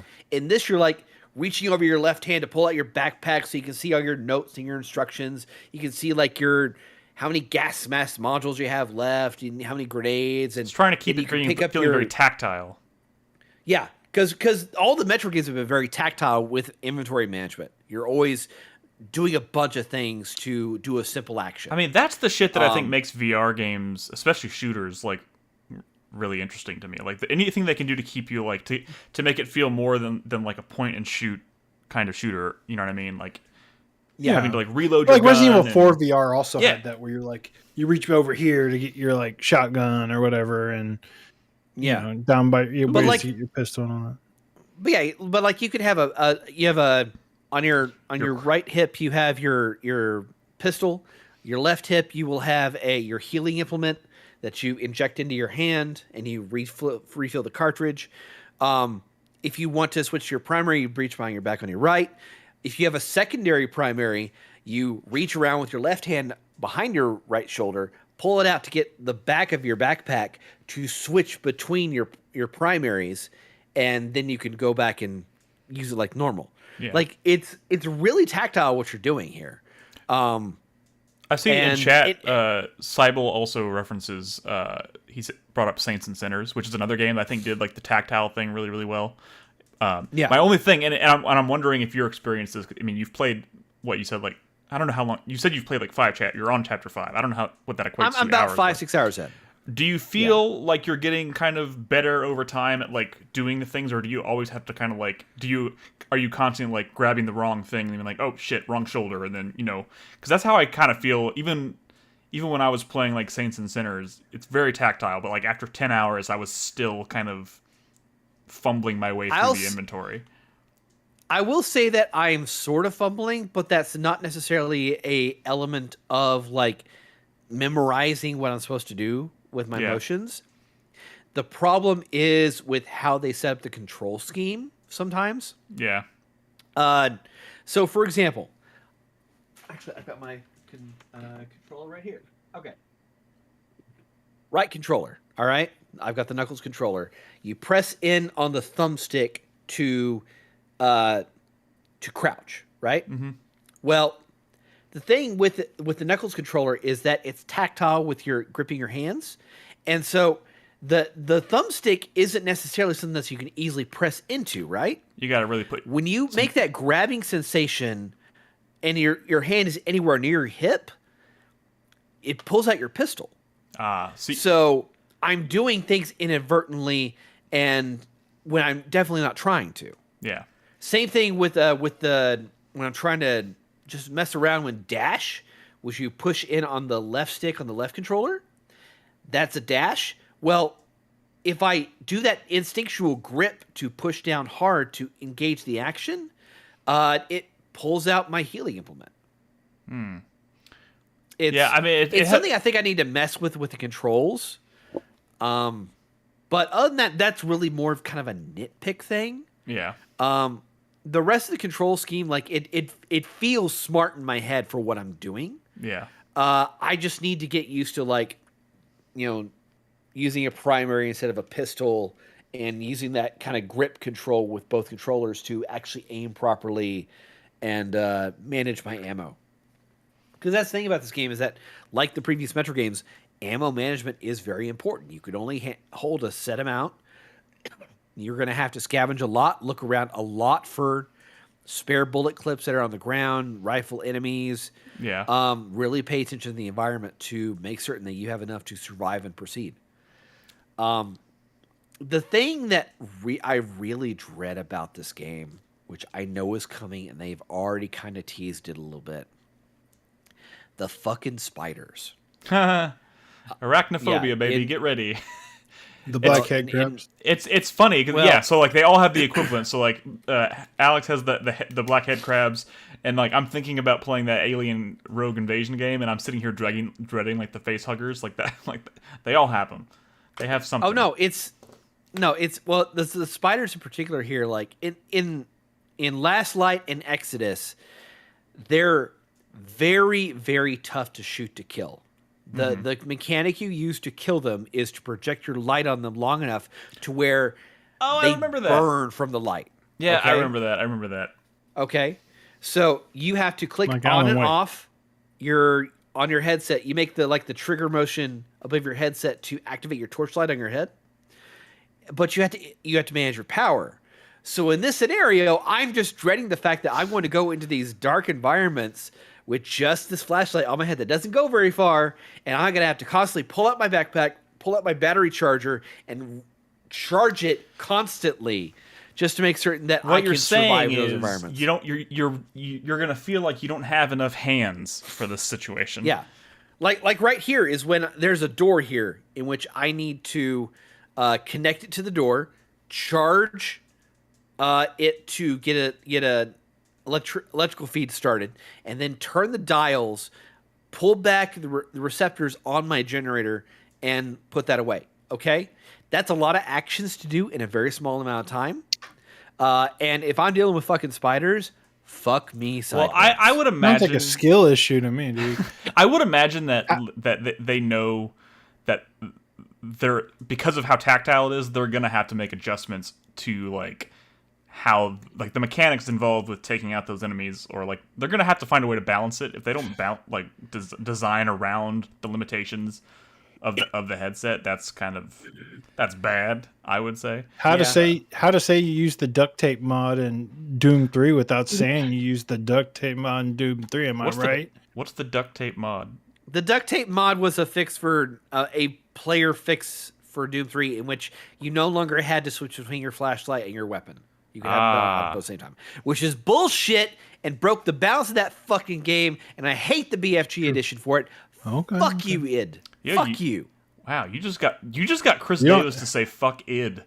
Never thought I'd see the day. Yeah, like why be so mad about a port? Okay. Side story.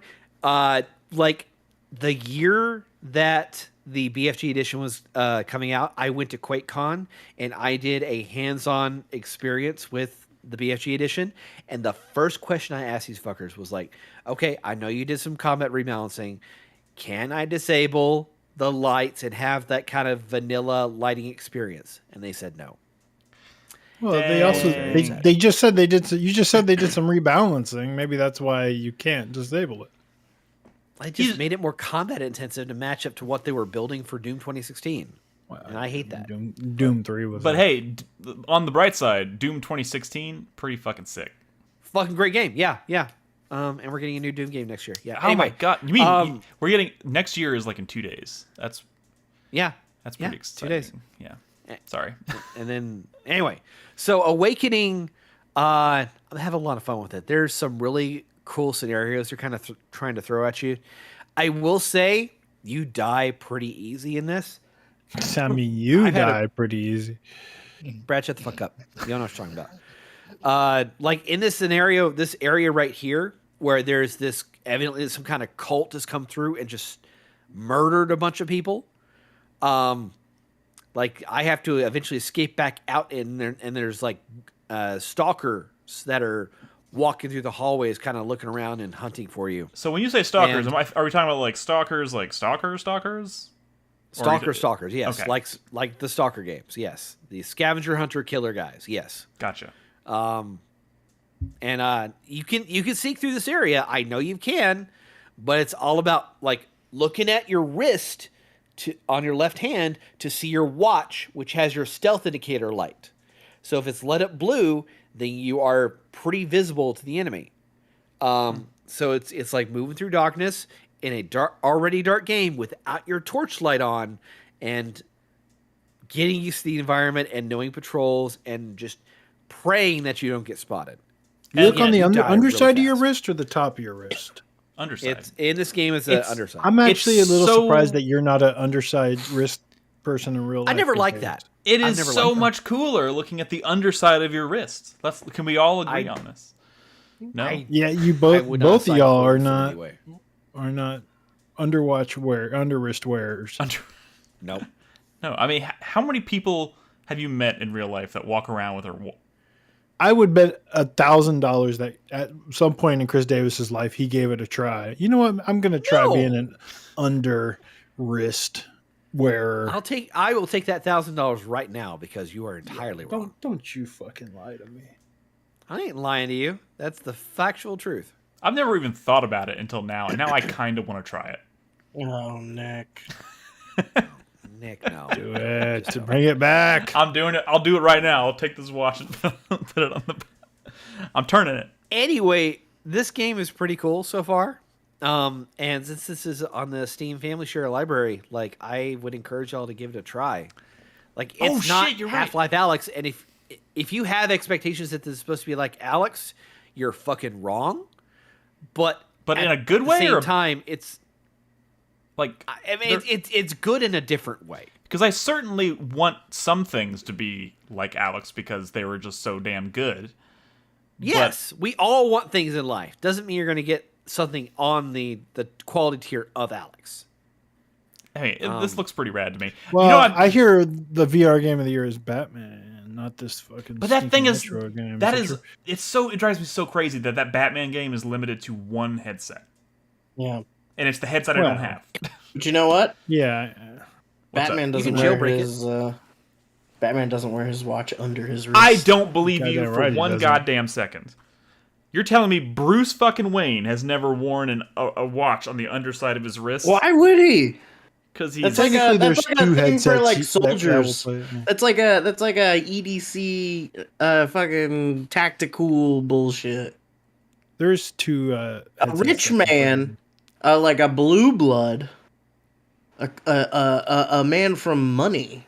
You know what? I bet Christopher fine Nolan's watch. I bet Christopher Nolan's Bruce Wayne wore his watch on the maybe. underside of his wrist. Maybe. Just saying. Just saying. Anyways, look, I don't even know if my PC headset, because the PC headset I have at this point. Well, actually, we've talked about this before. Should I just get an adapter for the fucking PSVR 2 and use that? Well, I heard, you should buy another it could be VR annoying to headset. set up, but... You shut up, Chris. I agree. Buy a new one. I think that's what you need. I mean, I just want to be able to might as use. well get the half dozen. I just want to use the headset that I have without having to have a Facebook account. But I know we've had that conversation before, and I guess I'm probably just gonna have to. I hear bite the bullet Apple and Pro do it. Vision is supposed to be pretty good. Nick. You have a PC VR headset and a beefy PC. It's the PC that matters more than the headset, probably. Yeah. I suppose that's true. Anyways, I want to try this and Alien Rogue Incursion or whatever it's called. This is absolutely worth it. Honestly, I mean, you're right. It is on our family plan. So What maybe does I'll this try it. cost? What is? Oh, I guess it costs us Wait, nothing. What does it Zero cost you? Skies says Meta no longer requires a Facebook account for a Quest. Wait, I don't You have don't a have they a Quest. discontinued that a I while don't have ago. a Quest. I have a fucking Oculus Rift S. Yeah, to play Batman, you need the Quest 3 or the Quest 3S or whatever the fuck it's called. And Unless you jailbreak it. This is on Which is a lot PSVR 2, cheaper. but again, I have to stress, Chris Davis already shelled out the bucks, the cash for it on Steam. It was $40. Actually, it was 30 for me because I Did had you the buy coupon anything this included. year that we can actually play, Chris Davis? I can play this. If I just This?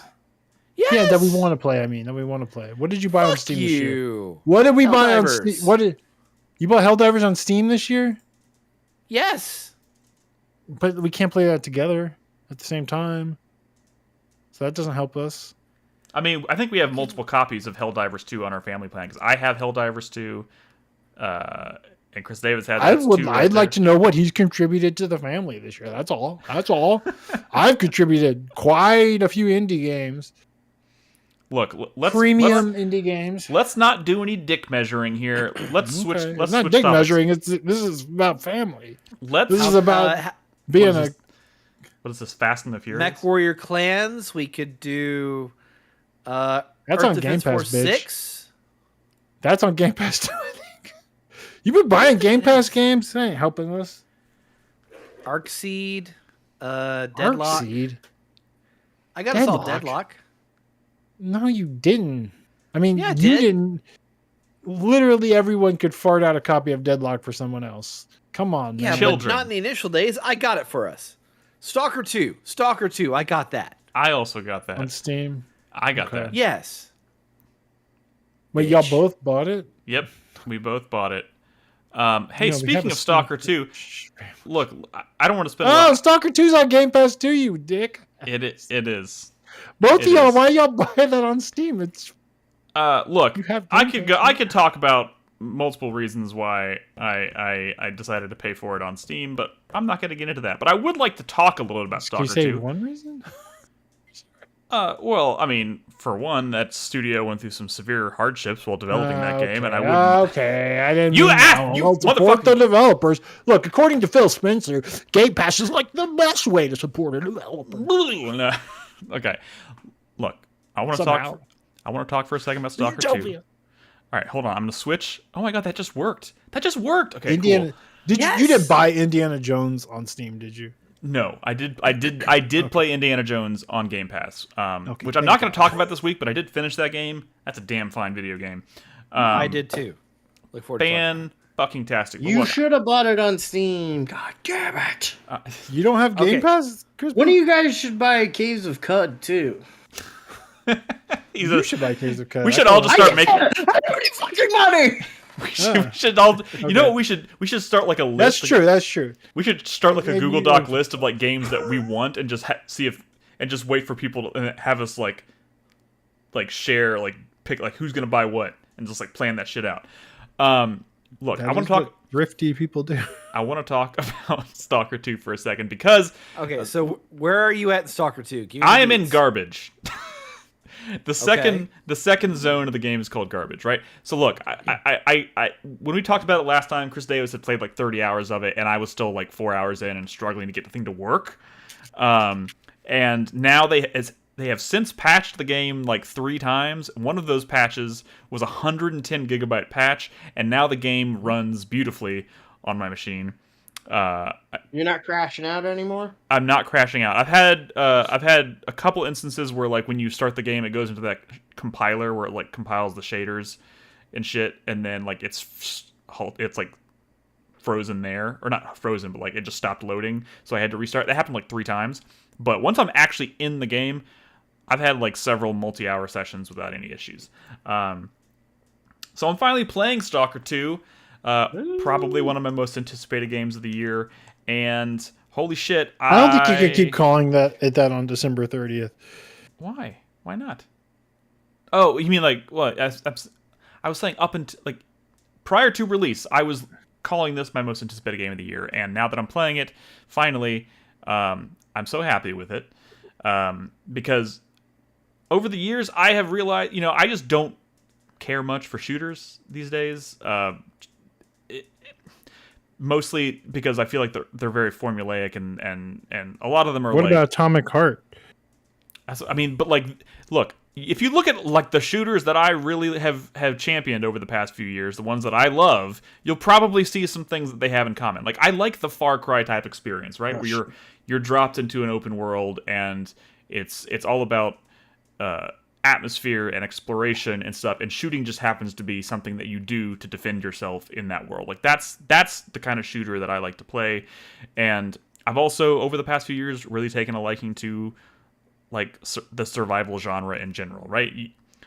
So like seeing like finally having kind of like a shooter that like really leans into the survival aspect while also being a shooter and focused on open world exploration is really great. I'm absolutely loving it.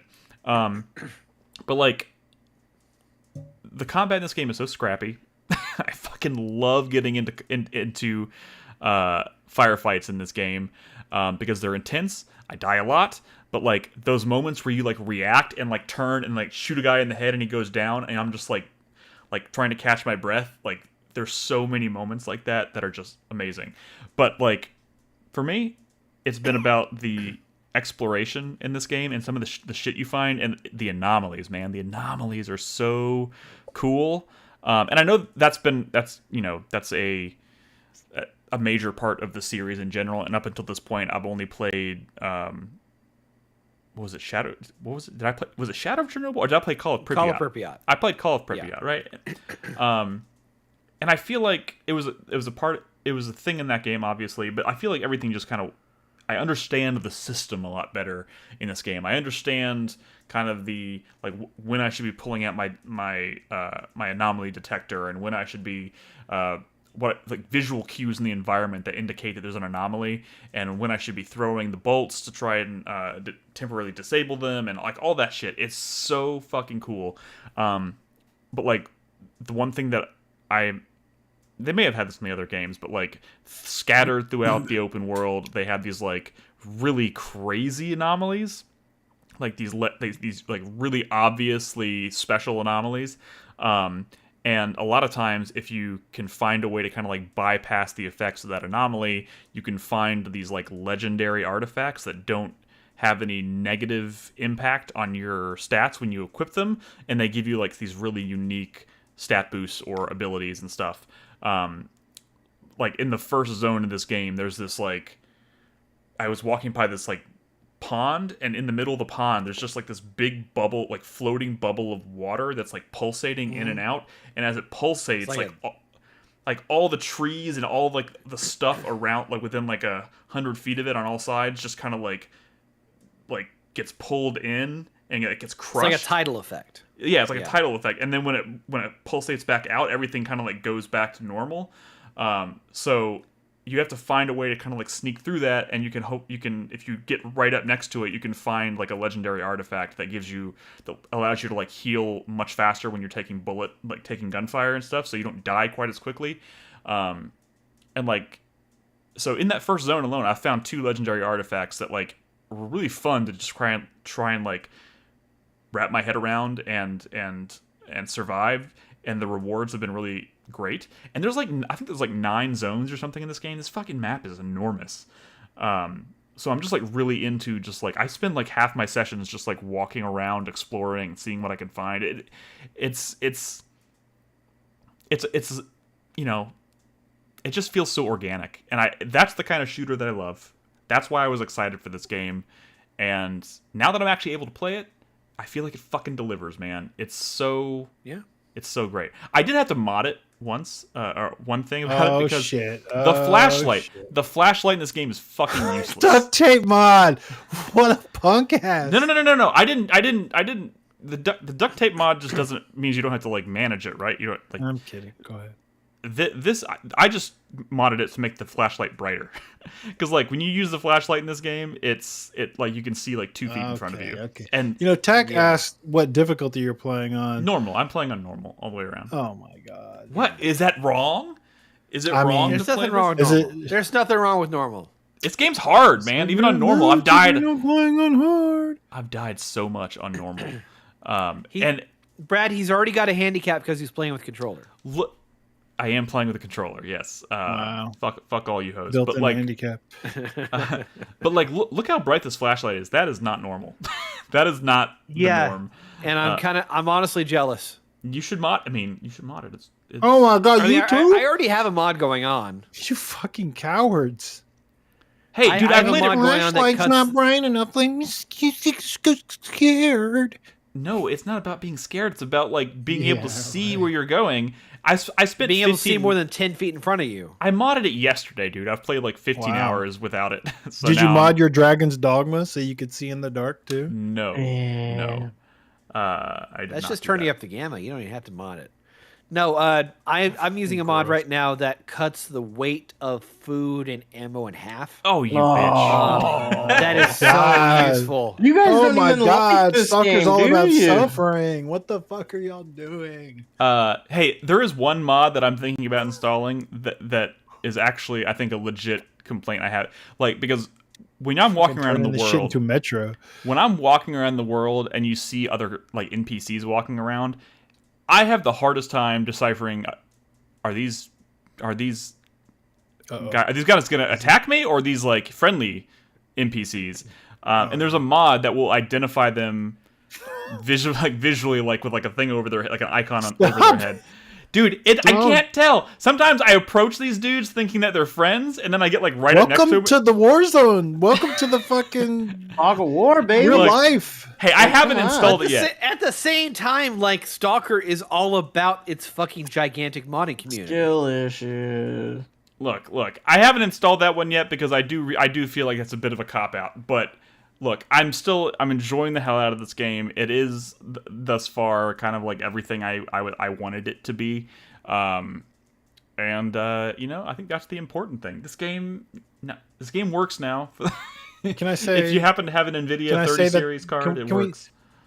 Nick, and I'm not trying to transition away from this too quickly or anything, but I mean, the bigger news here is that it's December 30th, and you're choosing to play Stalker and Indiana Jones over Metaphor ReFantazio, which means I'm a racist. Which means, yeah, You lost. Are I you lost. calling it officially?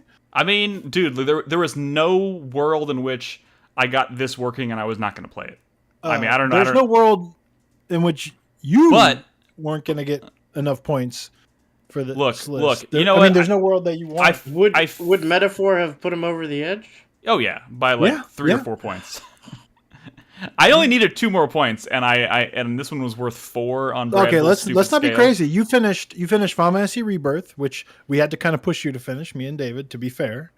Which we Well, still have not recorded our spoiler cast. scale. Yeah, we were, You finished Persona and Dragon's Dogma, which those are like the biggest also- Japanese. I also finished Stellar RPGs. Blade, but it doesn't count because it's not Japanese. Like, It come wasn't on the list, come and it's not a on. Japanese RPG. It's a Korean Souls-like. I'm sorry, Nick. It just doesn't count. But, like, it's against the spirit of the bet and the letter Brad of is the law. unfortunately right here. The spirit of the bet should have been like what difference does it make which Eastern country like the game came from?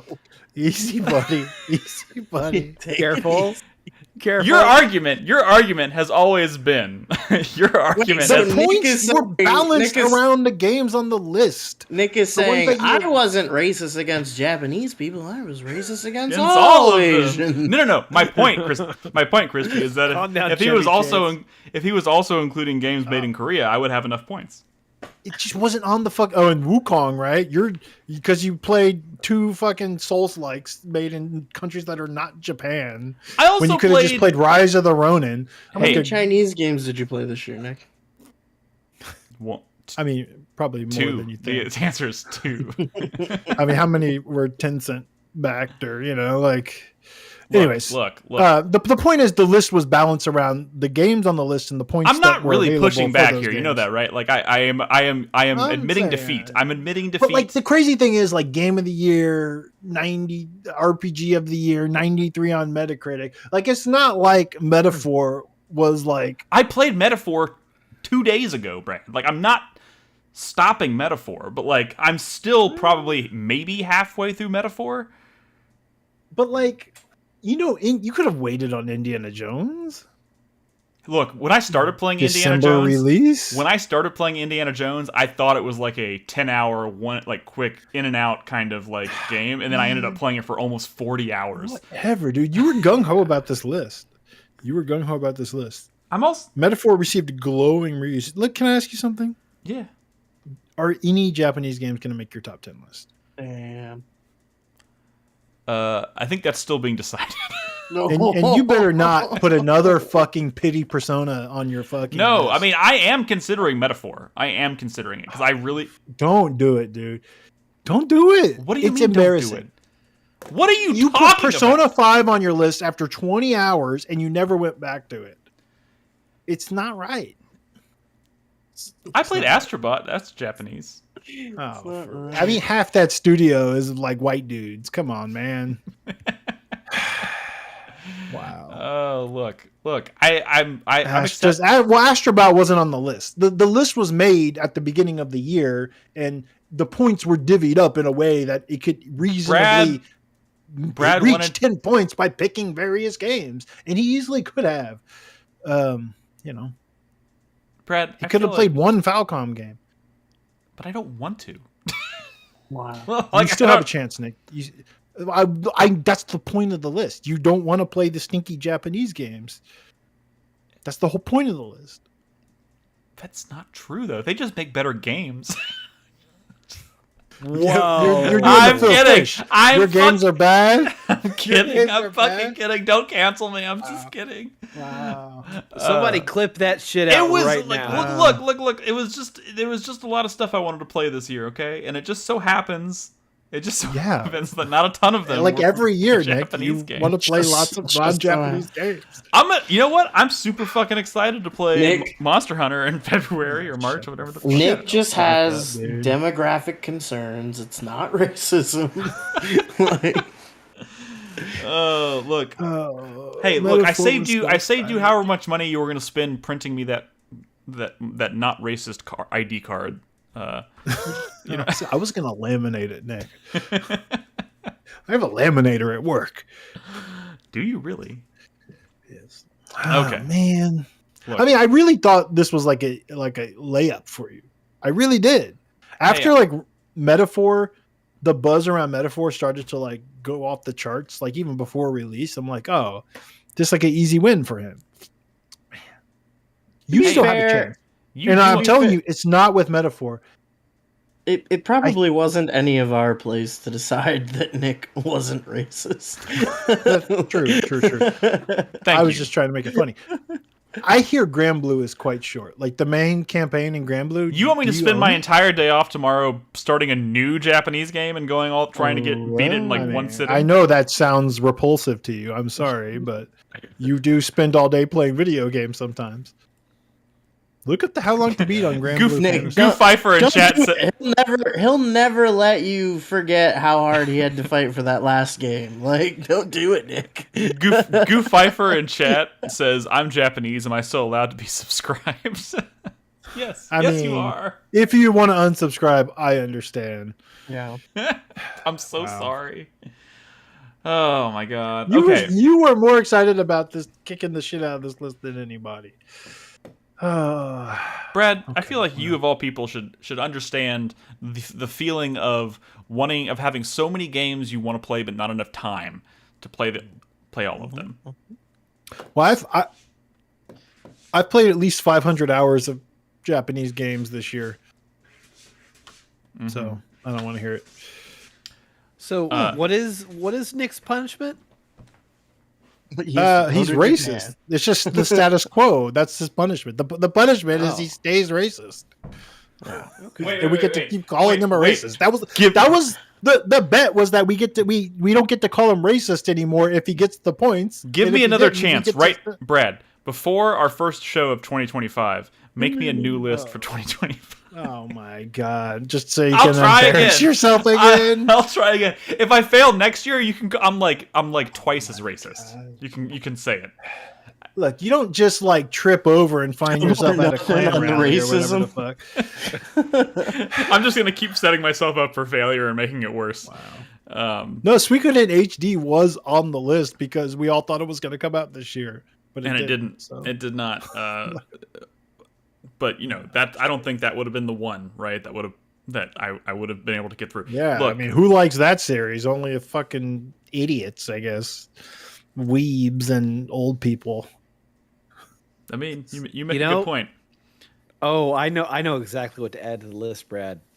This There's a ain't new your list, Tokimeki Memorial coming out next year.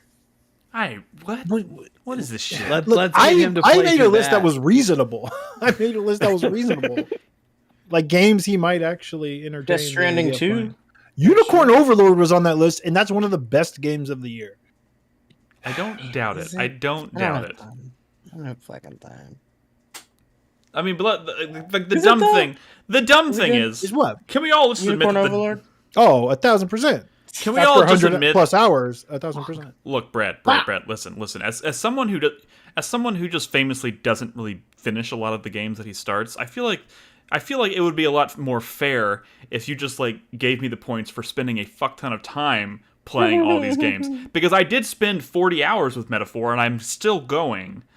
He kind of does deserve a participation ribbon. Give me a fucking participation That's not true, trophy. bro. At the start of this year, I brought up the fact that you never finish these games, that you like fucking end up trading them back into fucking GameStop or whatever. You give up on them. You don't finish like anything. Okay, first of all, not only is that not true, but second of all, this is certainly not about me and the fact that our free time might not be the same across, but the point is you do have a lot of game time and you're choosing it on not Japanese games. That's the point. But I'm playing Metaphor. Look, we can't do this. This is December 30th. I don't care. You played Persona 4 and you played Persona 5. And I played all the way through Persona 3 this year. I played 85 hours. Because it was on the list, and I bet if it wasn't, you motherfucker. Brad, motherfucker, I'm pretty sure that list was made after I had already played a fuck ton of Persona 3. No, not at all. That was the very beginning of the year I made that list. Look, Brad. You can't. Give me a participation trophy. Okay, you're right. There is no winning. We're going to take a break, everybody. The points were there. It wasn't rigged. You don't want a participation award because you don't want an award that says you got to own I it. tried to not be racist and failed. Yeah. That's a good point. Touche. I noticed this thing about myself, tried to fix it, and then couldn't. Like, come on. Instead of I noticed the thing about myself and accepted it. Yeah. I'm a racist. Just be a racist. You got only me. Be true to yourself. Be true to yourself. Yeah. Okay. On that note, we're going to take a break. When we come back, we're going to put a bow on Fantasy Critic for 2024. Brad, we're going to review our rosters, talk about who won, who lost. I got him here. And we're going to take a gander over at our community leagues who have been playing with us all year, see where they fall. So if you've been enjoying Fantasy Critic, hang around. We're gonna put a bow on it. If you're watching us live, don't go anywhere. We'll be back after this short break.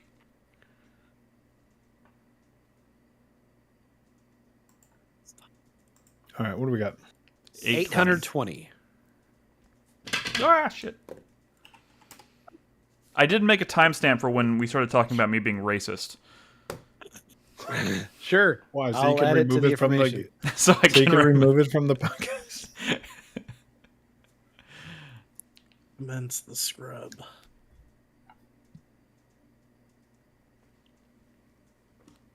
I will say that there was a late year Fantasy Critic twist that's pretty funny for Nick, at least.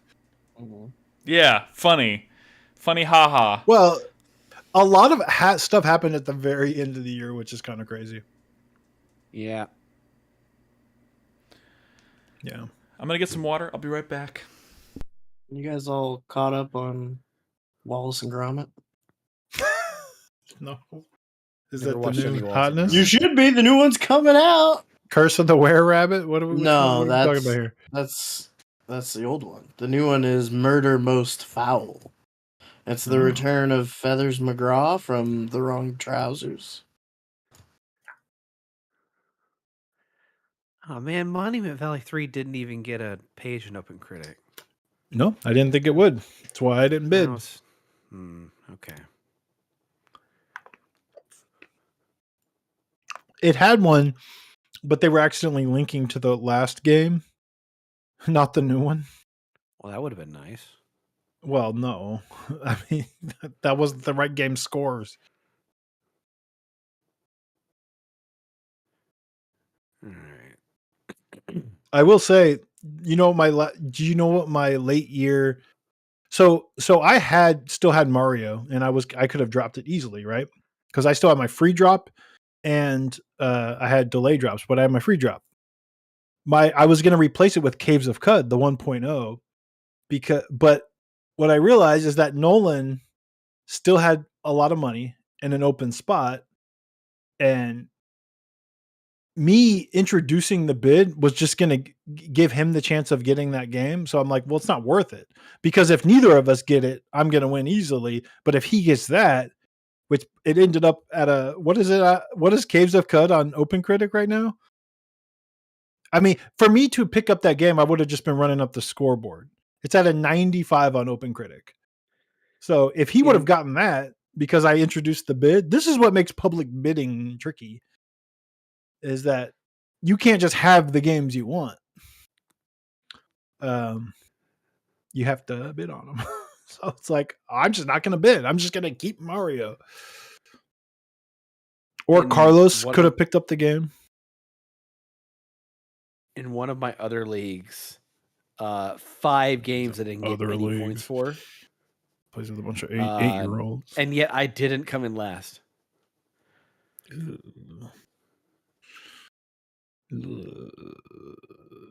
been struggling in your other leagues too? One of your other leagues? One of my other leagues. The other league I'm in, I win. I won. Okay, but like, was it with a bunch of 8-year-olds? Did you just steal all my ideas? Tell me about this. No, this they were my league. best friends that I know locally, and we did it like a week after we did our draft. Mm-hmm. I think. Let me hear your roster on that one. Okay. Flight Simulator, Planet Coaster 2, Anton Blast, Pacific Drive, Metal Gear Solid Delta Snake Eater, Kitsunogami, Satisfactory, Astrobot, Metaphor, and Plucky Square. Metaphor didn't get picked up in the draft? Or wait, was that not draft? That was my first pick, probably, I think. Oh. Interesting. Why'd you pick up Satisfactory? Because I heard only good things, and it was coming out of early access. So I had 4 games that were Brad is. I feel like Brad 90s. is subtly trying to imply. I'm saying these other leagues are fake leagues. Look, man, I got invited to the Fantasy Critics Discord Super League this year. I'm not going to be talking about that league, because when it comes to our league, it's fake news. It's not relevant because it's different players. You know what I mean? So it's like, But so you've been cheating on us too. Well, this year, yeah. So we do need to figure out, or should we talk tonight about the community leagues and who won those? Yeah. We're gonna mention. Do you have that stuff pulled up, Brad? We're not going to talk about the new ones because we don't. So here's the thing. We're going to wrap up the current year. Yeah. And we're going to talk about the community leagues, but we need to have a conversation, or y'all need to have a conversation about what we're doing for this year before we start talking about it on the podcast. And people are wanting to know when all that's going to happen, like with the community leagues and how we're going to do it this next coming year. We're going to talk about that. But I am stepping out of the deliberations for the rules and stuff for next year. I'm letting y'all do that without me. I think that's dumb. I mean, I think we had a good model this year, and we just worked with what we had. Again, it's up to y'all. Whatever y'all want to do for next year, it is up to y'all. I'm going to keep my mouth shut because I don't want anyone to think that I'm like setting myself up. Like I'm setting up the rules in a way that benefits me. But nobody has accused you of that. Well, Nick, me and you have definitely disagreed on certain things in the past. I'm saying y'all can decide on how y'all think y'all should set it up without my input this year. That's all I'm saying. I don't want to give myself any sort of like advantages or whatever. You like to keep the community leagues vanilla. I think we need to mix up. We're gonna have to mix up the community leagues because there's different people who want to participate or don't want to participate again. So that'll all be like kind of divvied up again. Tack in chat says 4PN had inspired my friends to put together their own league, so our group falling apart is on you all now. That's not fair. Why is it our fault? I will say, somebody said that Crispy should have the first or whatever, that he should have like not be random picks or whatever this year. But like, it's only funny if there's a chance that Crispy could get last place again. Dude, I'm not. I'm not You fucking have to- with it. I'm not fucking with it.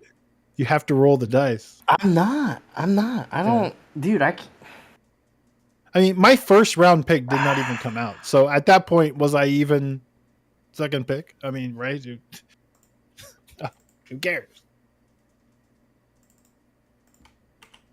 Here we go. I think most of the rules were fine. I think I have to agree that you have 90 and above, just give one extra point.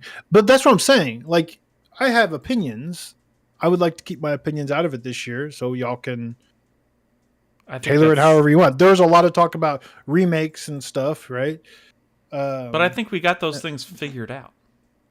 I just don't want to think that I like peer pressured y'all into any of these rules. That You're might the one somehow putting that out benefit into me. the world. But I admit that it's like a self. I'm doing that because I think it sucks that I won 2 years in a row and I'm taking y'all's money 2 years in a row, and I don't want to like make it any easier for myself by injecting my own opinions into how we should play. You know what I mean? I'm just like, it is my choice to step back a little bit. If y'all want to keep it the same, y'all can. I'm just saying, if y'all want to tweak it, y'all can, but it's up to y'all. Okay. It's also a little trickier this year because I think Nolan and Ed still want to play. So figuring out when we do the draft, it might be tough. Some leagues and I noticed this because I see how other leagues play, like on the Fantasy Critic Discord or whatever. They're not always playing with people who are like their homies, so they don't always do like a live draft. They do a non-live draft to where it just passes to the next person, and whenever they make their pick, then the next person can go, and it's like play by mail. Yeah, you'll get like notifications. Draft by mail or whatever, Right. Or whatever you call it. So like, if it comes down to it, we could do it that way, but it just wouldn't be a show at that point. And we did kind of position this as a replacement for our yearly preview shows because we are talking Essentially about a lot of previewing games. the year. But yeah. The thing is, I do have a lot of opinions, like based on how things went over like this year and last year about. You can't keep saying you have lots of opinions, but then insisting you're not going to share them. You know what I mean? But that's what I'm saying. I don't want to inject that yet again. Then why are you even saying you have conversation? opinions? Like, if you're not going to tell us what those opinions are, then shut up. Well, what I'm saying is, I'm not just stepping back because I'm being lazy or whatever. I'm stepping back because we get I don't. Okay. We get it. I get why you are stepping back. I'm also sitting here telling you I would much rather hear your opinions than not hear them. Okay. But if you're not going to share them, again, it's my own we choice. get it. It's my own choice. Okay. I'm recording. See, White Burrow says this conversation is annoying. I tend to agree. Well, I mean, have you read a White Burrow chat? Like, they're all annoying. Literally, have never contributed anything positive to the chat room. No, I'm just kidding. Damn. Goddamn. All right. Literally every person, except 3 people are not even here. Burrow. And I think only Nick gave his opinion. On what? Okay, let's do this. Are we ready? Can we go? Yeah, Can we do this? Just a White Burrow chat. I am recording. Also, Chris Davis, I'm still gonna need you to like clip out the audio roll calls for me. Okay, I didn't do it for the first round, but I'll do it right now. Okie dokie. Let's say 2:14. Okay. All right, All right, I'm ready. recording. Everybody recording? I know Brad's recording. Recording. I am recording. All right, roll call starts now. Brad, Hello. Crispy, Hello. Chris Davis. Hello, hello, hello. Perfect. Welcome back to the show. Brad, are you ready? Yes. Are you ready to put a Yes. cap on Fantasy Critic for the year of our Lord 2024? Actually, I am, Nick. And things were kind of interesting this year. A little bit of a nail biter if you out of sight of first place. Like, and I'm not saying that as a joke. I'm saying that as if it wasn't for the fact that I won by a lot, I guess. Like everyone else's scores were not only close, but they were constantly, even now, kind of going up and down between who is in second versus last place. And we did agree at the beginning of the year that there was going to be a second place prize. So that is still up in the air. Maybe, I don't know. Maybe That's it's one kind of thing we're gonna need to there figure out. is still 24 hours. But I will say this: I am working with a member of the community to put together a award of sorts for the people who won in their respective community leagues. Did you see the link that I posted you? I think that might be a good way to. I saw We'll it. talk about it later. But just wanted to let you know that that is in the works. Yes. But yeah, so what we're going to do in this segment, I'm going to let kind of Brad guide us through this. We're going to look over where we all ended up and talk about what this means, and we'll take a look at the community leagues. Big shout out to everybody who played along this year and participated in their own respective leagues within our Discord. We hope y'all are interested in joining us again next year doing it. I think we had what, 4 leagues this year? 4 leagues this year, yes. So if you're interested in participating next year in one of the community leagues, it's discord.gg/4Player, and we'll talk more about that on a future show. We're still trying to kind of figure out our January recording plans and how we're going to. And we would love new people, because I know there are people from the previous year who don't necessarily want to play this year, or maybe they went nuclear and disappeared. But there are spots. And we can accommodate like any amount of people. We'll find a way to kind of balance out the league. So please, if you're interested, it is fun if you're into like weird numbers and stuff, I guess, like some of us are. To sell it. It's all a little bit silly. It's all a little bit silly, but and historically speaking, we've been the initial Fantasy Critic draft has kind of replaced. I don't want to say replaced, but it's kind of served as our. Because we usually start the year off with a preview show for the year, and this is kind of the same thing. It allows us to kind of essentially do the same thing. We're highlighting a bunch of games that we're looking forward to in the year to come, and it just happens to also serve as a game. So I think we're going to continue to kind of do this. So if you're interested in participating, just keep it in mind. But yeah, it's been twisty and turny this year. Well, okay. So let me just read off the current rankings, which will probably stay. Between now and the first, they'll probably stay as there's this. 24 hours. Okay. Anything could happen. They could shadow drop Hollow Knight tonight. Well, anything could happen. I will say the surprise upset, the surprise that happened in the final hours was the Nick dropping to last place because of a very poorly reviewed indie game. Final pickup in indie game. Indie games are dangerous, man. Indie games are grenades, dude. And in my opinion, I like to stay away. The wheels unless you know it's a bona fide banger. The wheels quite literally came off my bus because I was in first place for a while. For a while, yeah, you were in first place. But negative points happen. So with 87.33 points is Nick, and he lost. So he was doing really well. Like he was a shoe-in maybe for even second place, but he lost currently 14 points on Spirit of the Samurai, which we also learned that there's a little bit of a they cut off how many points you can lose because it has a 52 on Open Critic. So you should be at a negative 18, but it's a negative 14 for some reason. I think what happens is once you go below, it's kind of like above 95. I think once you go below a certain amount, instead of double points, it like is like 0.5s maybe. I don't know how it works. At some point it doesn't matter because when you're losing I think that many below points 60 it's 0.5s. when you're losing that many points in one fell swoop, 14, 18, it doesn't matter. It's a huge hit. But it's crazy. It's a huge hit, especially because you had counterpicked. Also, the other late year thing was that Skydance's Behemoth had a lot of issues at launch, and it ended up not scoring well. And if that had like, it was initially a lot lower, so you were gaining points having counterpicked Behemoth. And there was a time where things were looking really good for you, but then more scores came out, and that score climbed up a little bit, so you ended up, getting losing a 0, more points, which is good for a counterpick. Oh yeah, I got 0. You didn't lose points. It's at a 0, which is good. But there were some questionable late year picks, like Neon Blood lost you points, and Look, the indies are tough. You're rolling the dice. I think waiting till the end of the year to finish your roster is dangerous. Several of my games that I had put a lot of faith in early were no ships. So yeah, which happens, That those were the wheels coming off, and I had trouble replacing said wheels. Some leagues don't play with no ships, but they balance that out by you balance out by just not drafting risky games. But we like the risky stuff, so I don't know. I also picked up late game pickup was Mighty Morphin Power Rangers, which looked cool. Which underperformed, yeah. Fuck. But 0 points for that big goose egg. Yeah, just your last picks were also.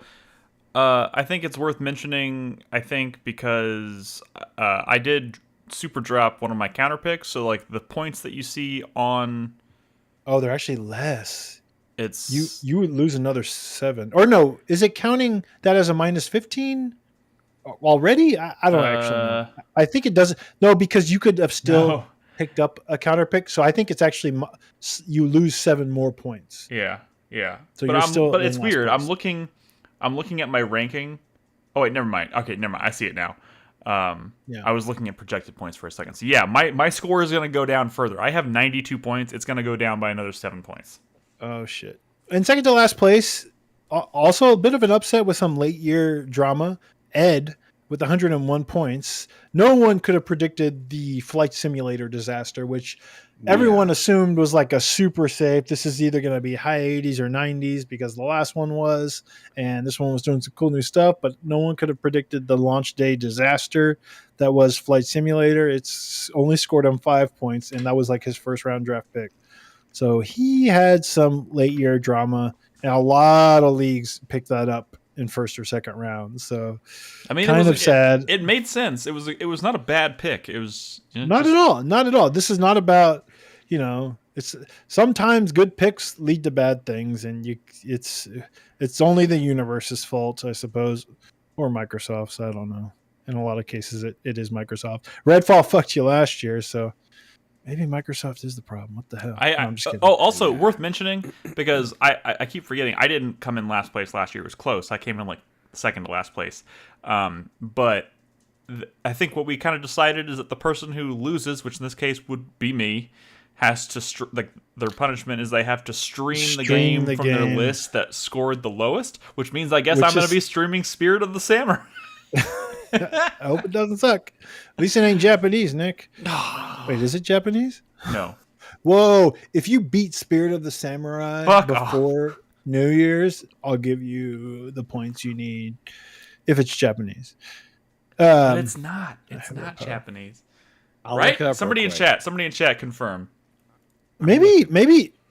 Did I miscalculate this? Because according to this, Slacker-chan has 99 points. What happened here? What's going on here? What are you using? What are you using to So I'm on the Fantasy Critic page, and the scores at the top say he has a. Okay. I'm sorry. I was looking at projected still. See, so that's what I did. He actually has 90. He's actually second to last place, Chris Davis. Yeah. Sorry, but not last place. That means something. No Rest for the Wicked was early access, which I couldn't get out of at the draft. Yeah. Monument Valley didn't get an open credit page. Yeah. And Metal Gear did not get a push. So guys, Monument Valley, I don't think scored all that well anyways. I will say that a lot of your mistakes were early year mistakes, and Life is Strange underperformed too. Yeah. Guys, real quick, to interject, Spirit of the Samurai is developed by Digital Mind, and I'm on the website right now. I can't They're find anything from yet. Spain. Okay, I was about to say I can't find Mercury exactly where they're Steam. from, but based on what I'm Spanish. seeing here, does not appear to be Japanese. Like So Mercury yeah, Steam. I mean, you could Yeah. still It's offer to co-developed give me. by a British dev. You could so. still offer to give me the points though. No. So yeah, I mean, Chris Davis, obviously, he had some trouble during the draft and some bad counter picks. It was a struggle. At least you're not last place. 2 years in a row, you were not last place. I will. Fuck me, okay. right? And then it goes Ed, and then right after Ed is Crispy With 105. Wow. Who, I mean, honestly, like this list, I hate this list. Yeah, you hate your list. Yeah, I mean, everything was in the 70s. Everything was in the 70s except for Tekken 8. Yeah. Kill Knight. Well, okay, but so you have no Warhammer, negative points. You have no negative Saga points. 2, the big Black bombs on my Myth list were like 11, 12, 13 points. Ooh, even Velgar dropped down to 79. I never noticed that. I regret that trade because you definitely whoa at the time, and that money I gave you into more points than what Velgar that was what I was trying. I regret to that. I'm not saying that you cheated me. I'm not saying that I blame you for it, but I do regret it.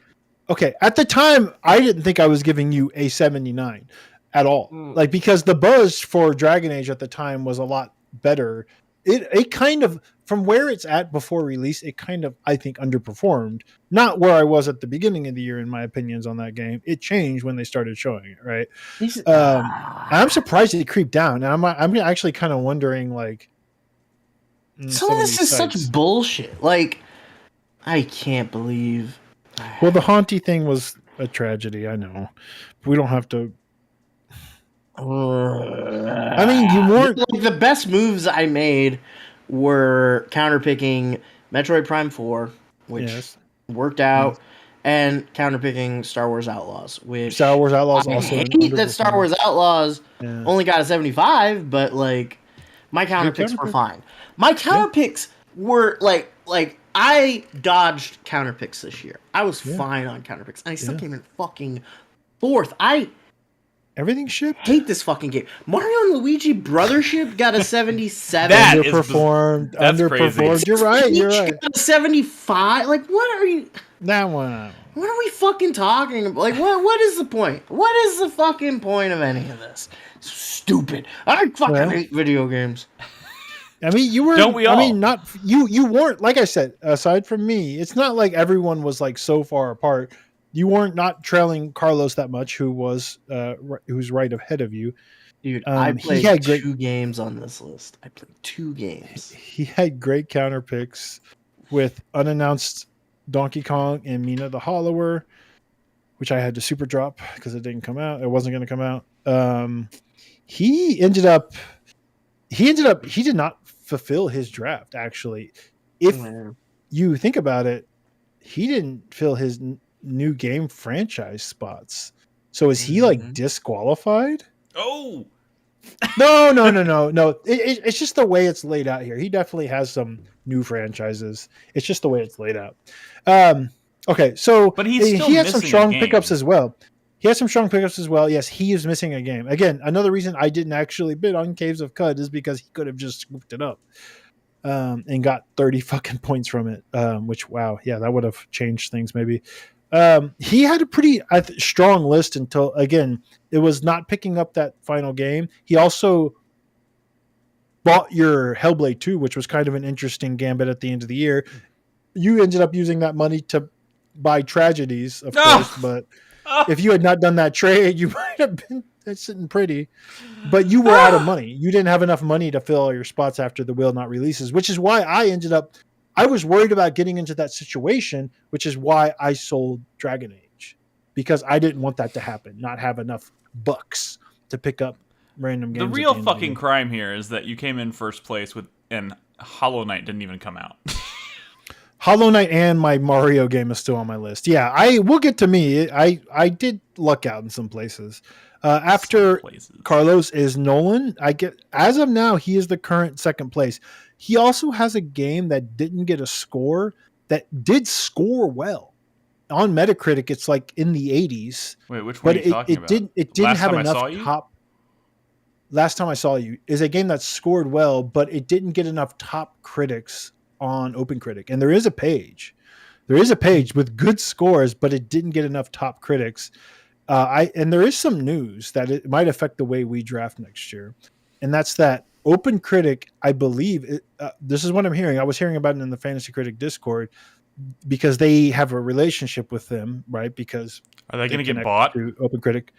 No, they already got bought. They got bought this year by another company, and word on the street is that they are going to increase the number of top critics that you need to get a score, which is going to make it even harder for indie games to get scores.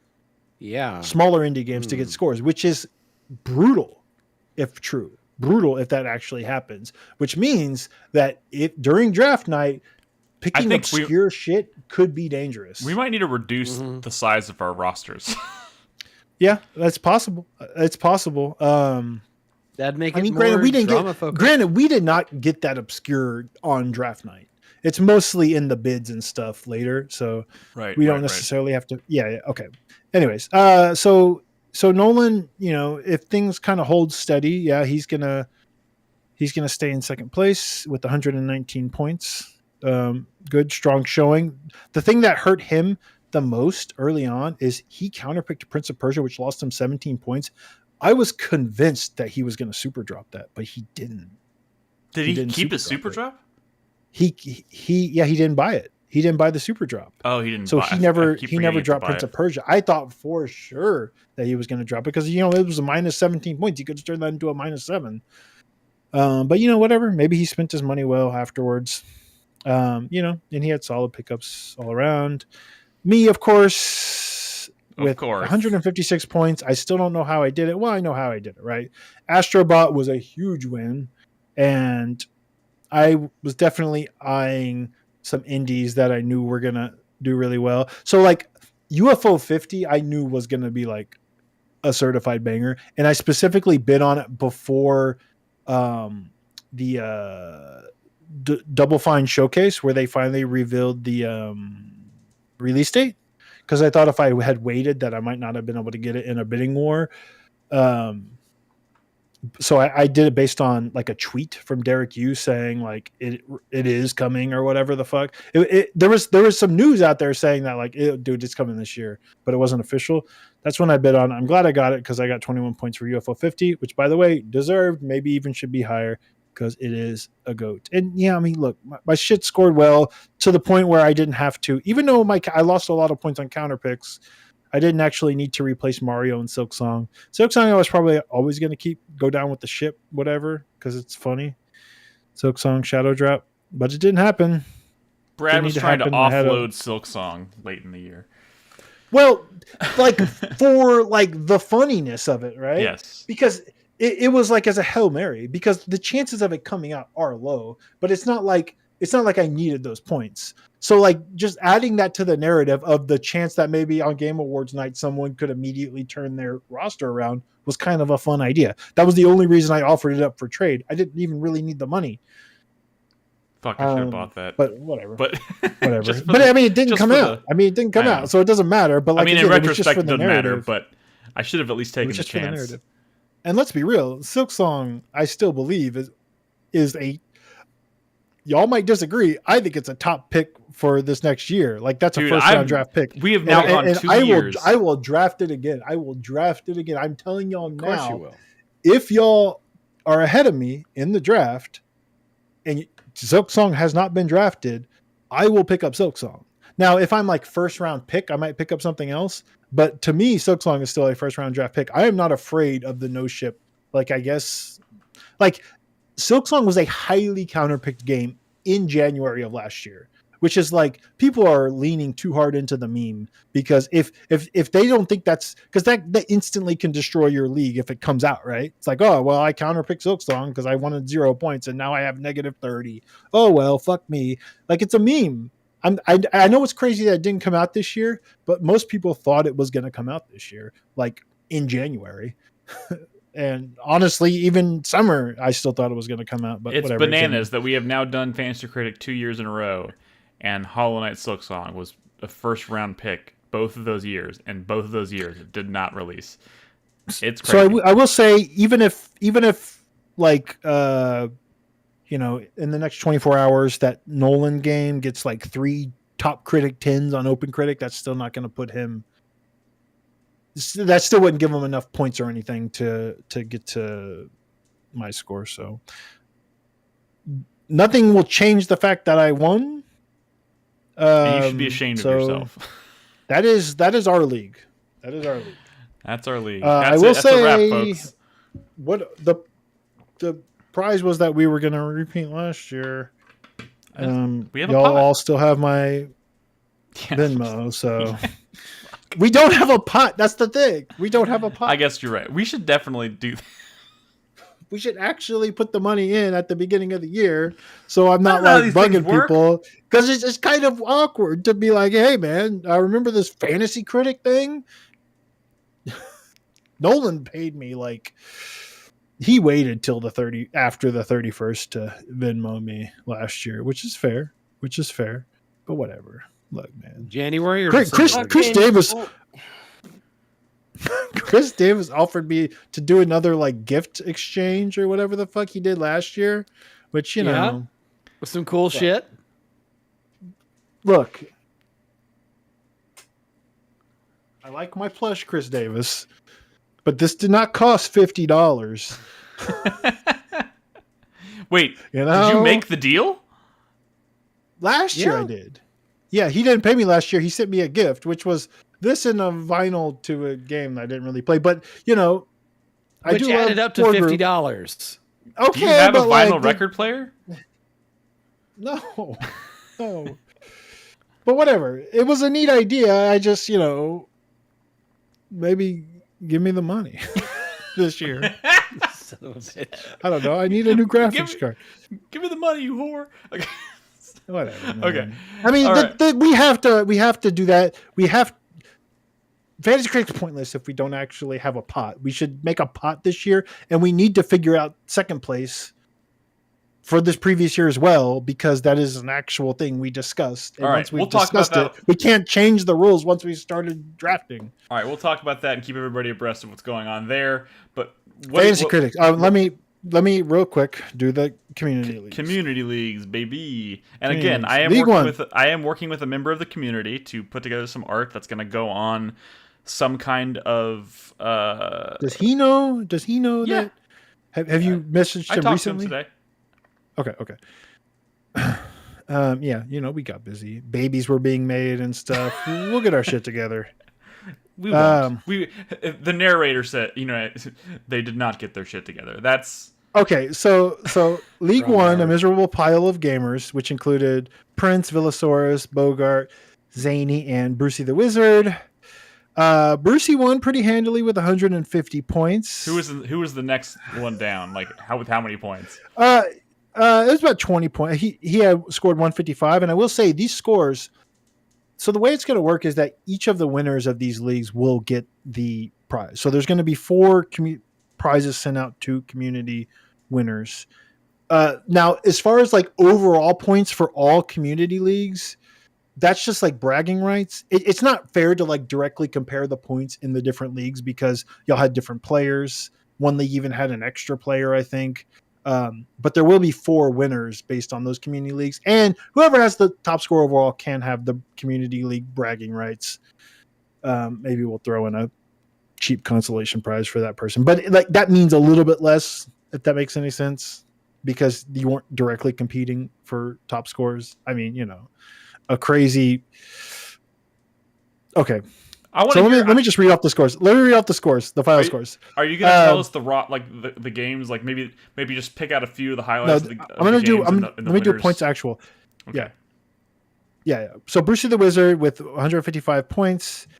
Just, you know, I think I pegged him pretty early on as like having just a pretty strong fucking thing. But I think a late year pickup of UFO. Anybody who picked up UFO 50 late in the year like did a really good job. He also got Braid, which also was a win.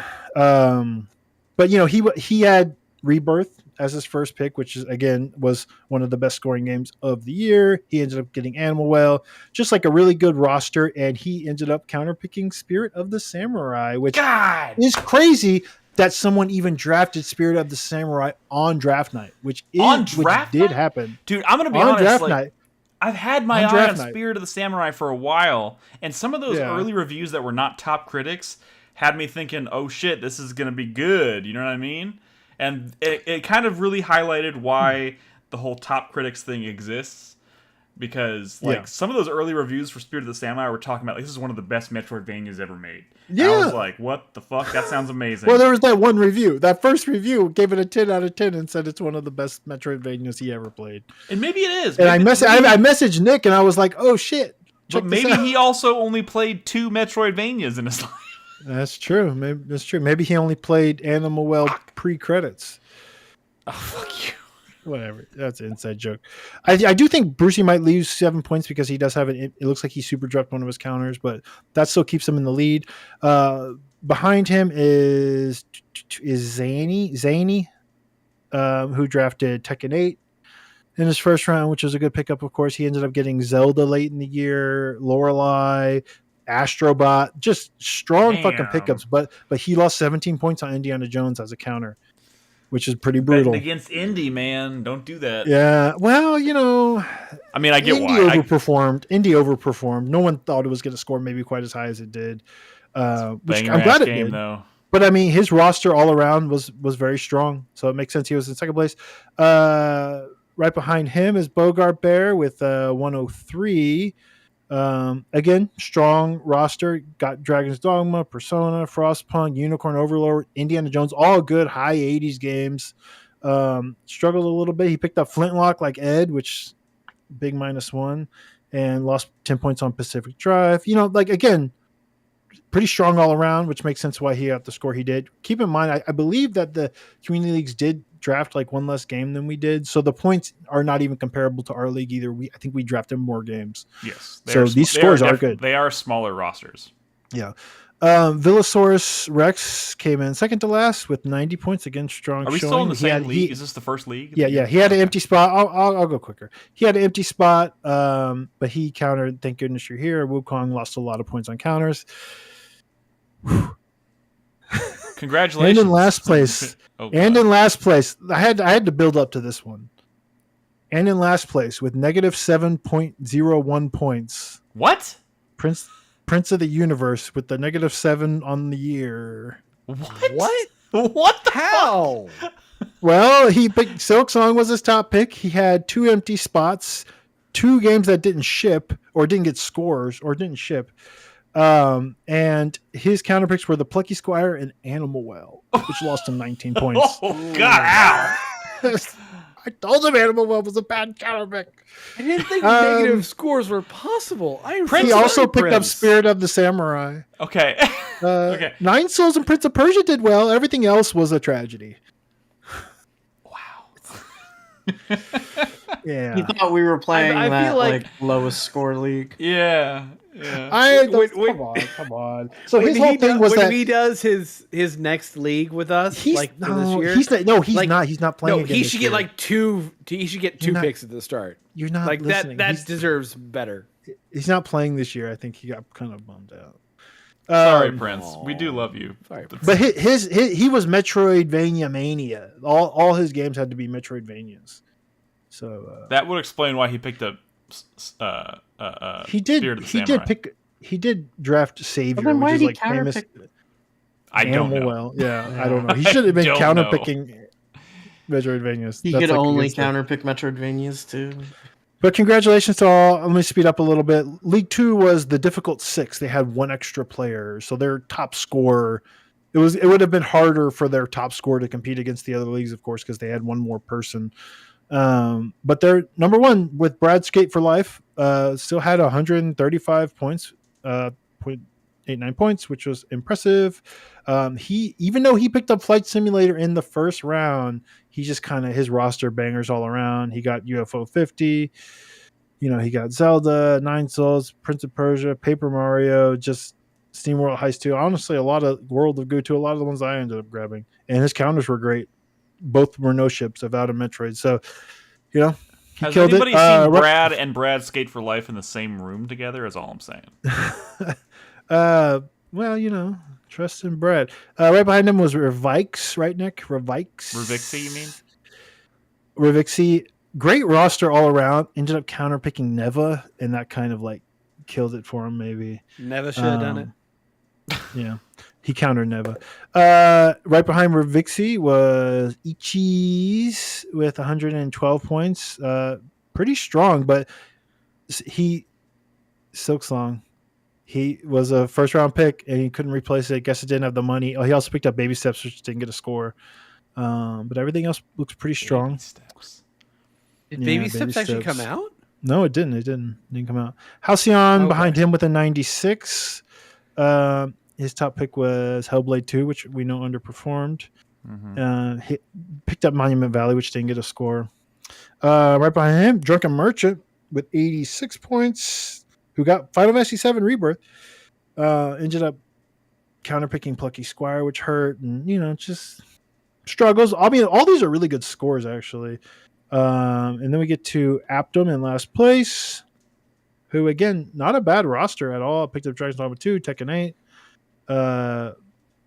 Just, got some late. He picked up Lego Horizon, Skydance at the end of the year, which were kind of brutal, honestly. Avowed got countered and no shipped. So, but, pretty good league all around. So the winner of this league is, of course, Brad Skate for Life. We got 2 more leagues here.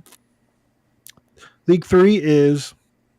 Oh, it is late, huh? League 3 is... League I don't even know how to say it. Ligapo L3. I don't know. It's French or something. Hashtag 4PP. Winner of this league is one that was kind of close, but for now, the winner is Zero Skies with 135 points. Pretty. I told him early on that he's kind of killed him. Got Rebirth, Flight Simulator, Refantasio, just good pickups. Anton Blast scored really well. It's at 85. It's got Zelda, Golden Idol, just good counters. Skylar was, I think, pegged early on as having a really strong showing, but didn't fill his last slot. And Behemoth underperformed, of course. So it looks like he ended up in second place. A bit of an upset. Sanji, pretty strong with 99 points. Got Dragon's Dogma 2. Good scores. Countered Hellblade and Plucky Squire that hurt. Haste, who I was talking some shit on. I apologize, Haste. I'll say why. With 79 points, he had some oddballs in there. He had counterpicked Silksong, and I was like, that's a trash counterpick. So, he, in the end, he's like, fuck you. It didn't come out. I guess that's fair. But in January, that was a bold ass counterpick. Yeah. And he counterpicked Ayuden, and I was like, how dare you? That game. How dare you? But 79 points. And in last place, Scud. We don't talk about Scud. 32 points. Oh, God, that hurt. Oh, no. And the final league, we have Gamer Hot Tub League 2024. Slapdog, Tubala, Shikuski, Tack, and Mr. Green Toast. Close league. Oh, shit. Oh, God. Whoa. Uh-oh. Well, in first and second place, we have Slopdog with 150.18 points. In second place, we have Tubala with 149.14 points. Damn. This one really is down to the wire. That's clutch. Because a single review. Oh, wait a minute. Slopdog dropped a counter pick. That's a -7. Let me see. Tubala did not. Tubala is in first. Wow. Because all the dropped counter picks have to be manually adjusted as a -7. So Tubala is actually, I guess, has won this, unless something dramatic happens in the next day. We'll keep an eye on it. Tubala counterpicked Killer Clowns, which was smart. Skate Story, which didn't come out. This motherfucker had Rebirth and Refantasio and UFO 50. It's just good roster. Slop Dog as well, with like a dragon and whatnot. Good counters. Just pretty great rosters. Those are great scores, honestly, both of them.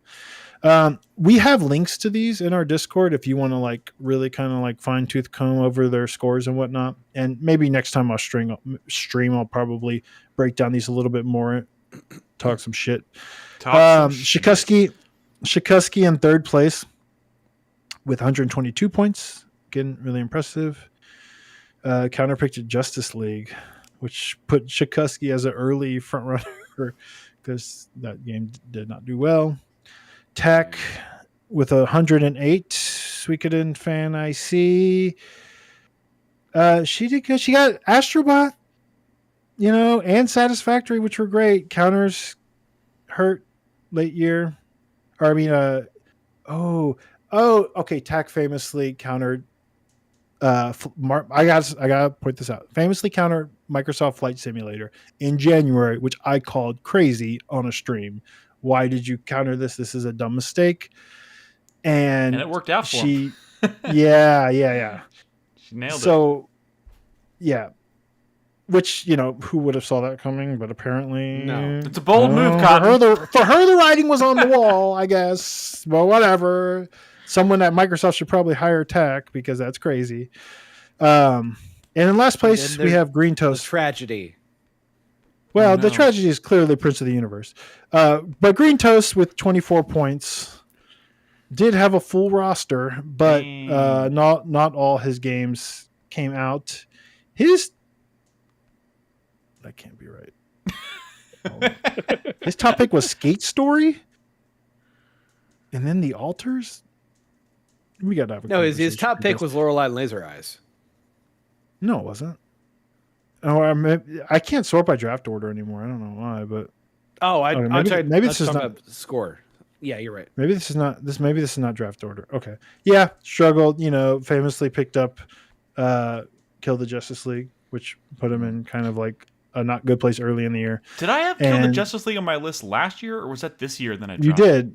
No, it was last year. Okay, it was the year before. Yeah.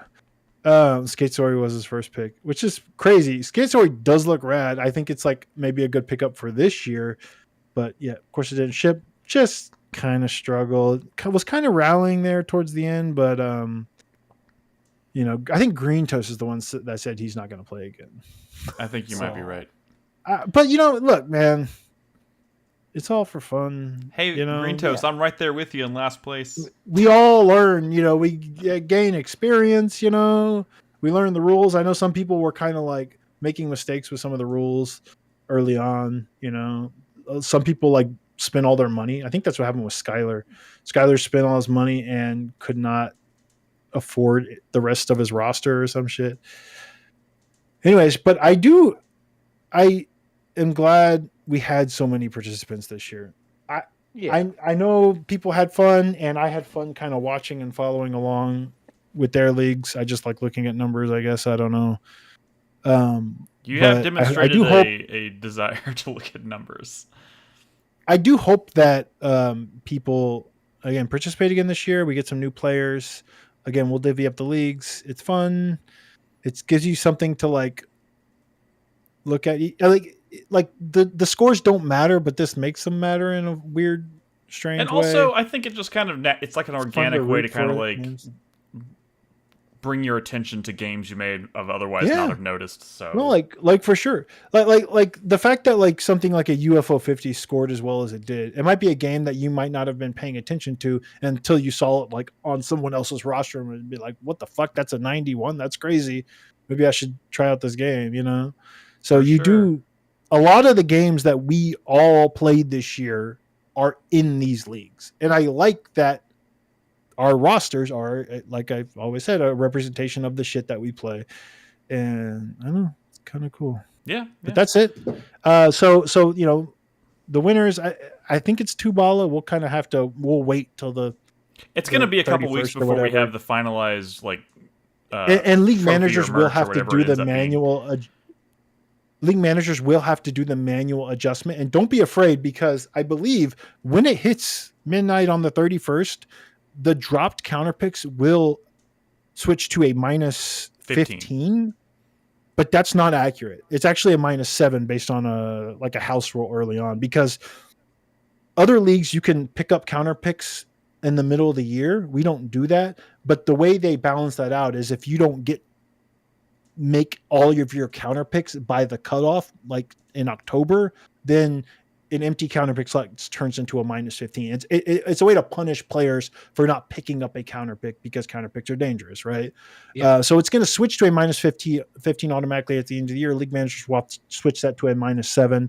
But I believe after if it was that, super dropped. again, if it was super dropped and left empty, that was just how we sort of balanced it out. Yeah. As a -7. So I believe, and we'll have to double check on Tubala, but I'm pretty sure all the winners that I announced here will be the winners, and we will get you your trophies, your awards. It's going to be a week or two probably before we have the design, and then for us to kind of put it on something, but we will be reaching out to those of you who won in your leagues. So and we'll figure out what we and let me look overall who had the most points for bragging rights. Just bragging rights. Let me see.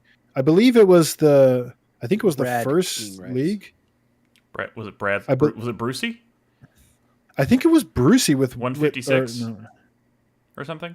Yeah, I think it was Brucey with 156. I'll double check on that, but go ahead, Nick. Wrap us up.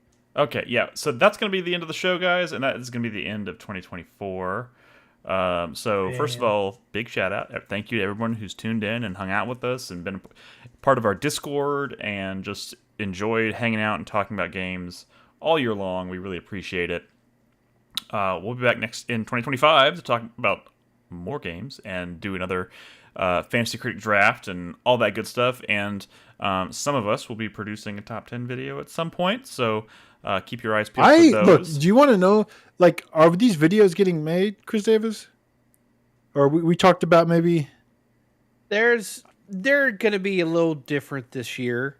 I just haven't had time at all in December to actually work. What if you just use the same tempo as last year and not change? I can. Yeah, that would make my life so much easier. Well, we'll just do that. I don't think anyone cares. Yeah, yeah. The thing is, I kind of want to do 3 different videos. What the fuck? Is that well? Sure. Because I wanted to do a top 10. I wanted to do a top 10 UFO. I've done this a couple. No, in a couple of years past, I've done another top 10 that's under appreciated games or underplayed games or 10 more games. But I also want to do a top 10 UFO 50 games. So that's 3 videos. I don't know if I'll have the time to record all that audio and footage, but I'm already thinking about it. So we'll see. Yeah. I mean, it might be a late January thing. Yeah, I would say the effort, I will make the video. It's obviously been a lot of. You have a lot of stuff going on right now, Chris Davis. So for the sake of simplicity, we're totally cool. Okay, look, he moved into a house. Okay, he moved everything himself. He didn't even hire movers. We gotta say. Oh, I hired movers. He was. Wait, you hired movers? Of course he hired movers. Are you high? Why did it take him a month to move? Because moving doesn't end when you just get all your shit in your house, Brad. No. I've moved into houses, Nick. I have a lot of stuff. Though. Okay, can we? I'm not a weird person. He's the weird person. You also have a spouse. Okay. And free labor from children. Free labor from children. I don't think they're so helpful. They're so helpful. So guys, easy to move when you have little kids. Guys, again, thanks so much for tuning in. It's been a fun year. We'll see you in 2025. To everyone out there listening or joining us in Discord, have a happy new year. Have a happy and safe new year. And we'll see you on the other side. In the meantime, guys, be good to each other, play video games, and good night. Bye. Hey, how much did you pay your movers? Can I ask? Not on the stream. Whoa. Was it more than your mattress? I guarantee you I have more stuff than you. I guarantee you I have more stuff than you. You didn't have an extra stop to do. Extra stuff? Oh, did you have to go to your parents' house and grab stuff too? $600. I went to my parents' storage unit where a bunch of my grandmother's stuff was stored. $700. And I have 2 children with kids stuff. $800? I moved from. It's been a long time. I think when I moved, when we moved into this house, I think it was at least $1,000. That's crazy. Dude. y'all's movers, I don't know, man. It's a racket. Mine was like $500, and I moved from Cedar Park to where I am now. Let me tell you, A Brad. 4-bedroom house.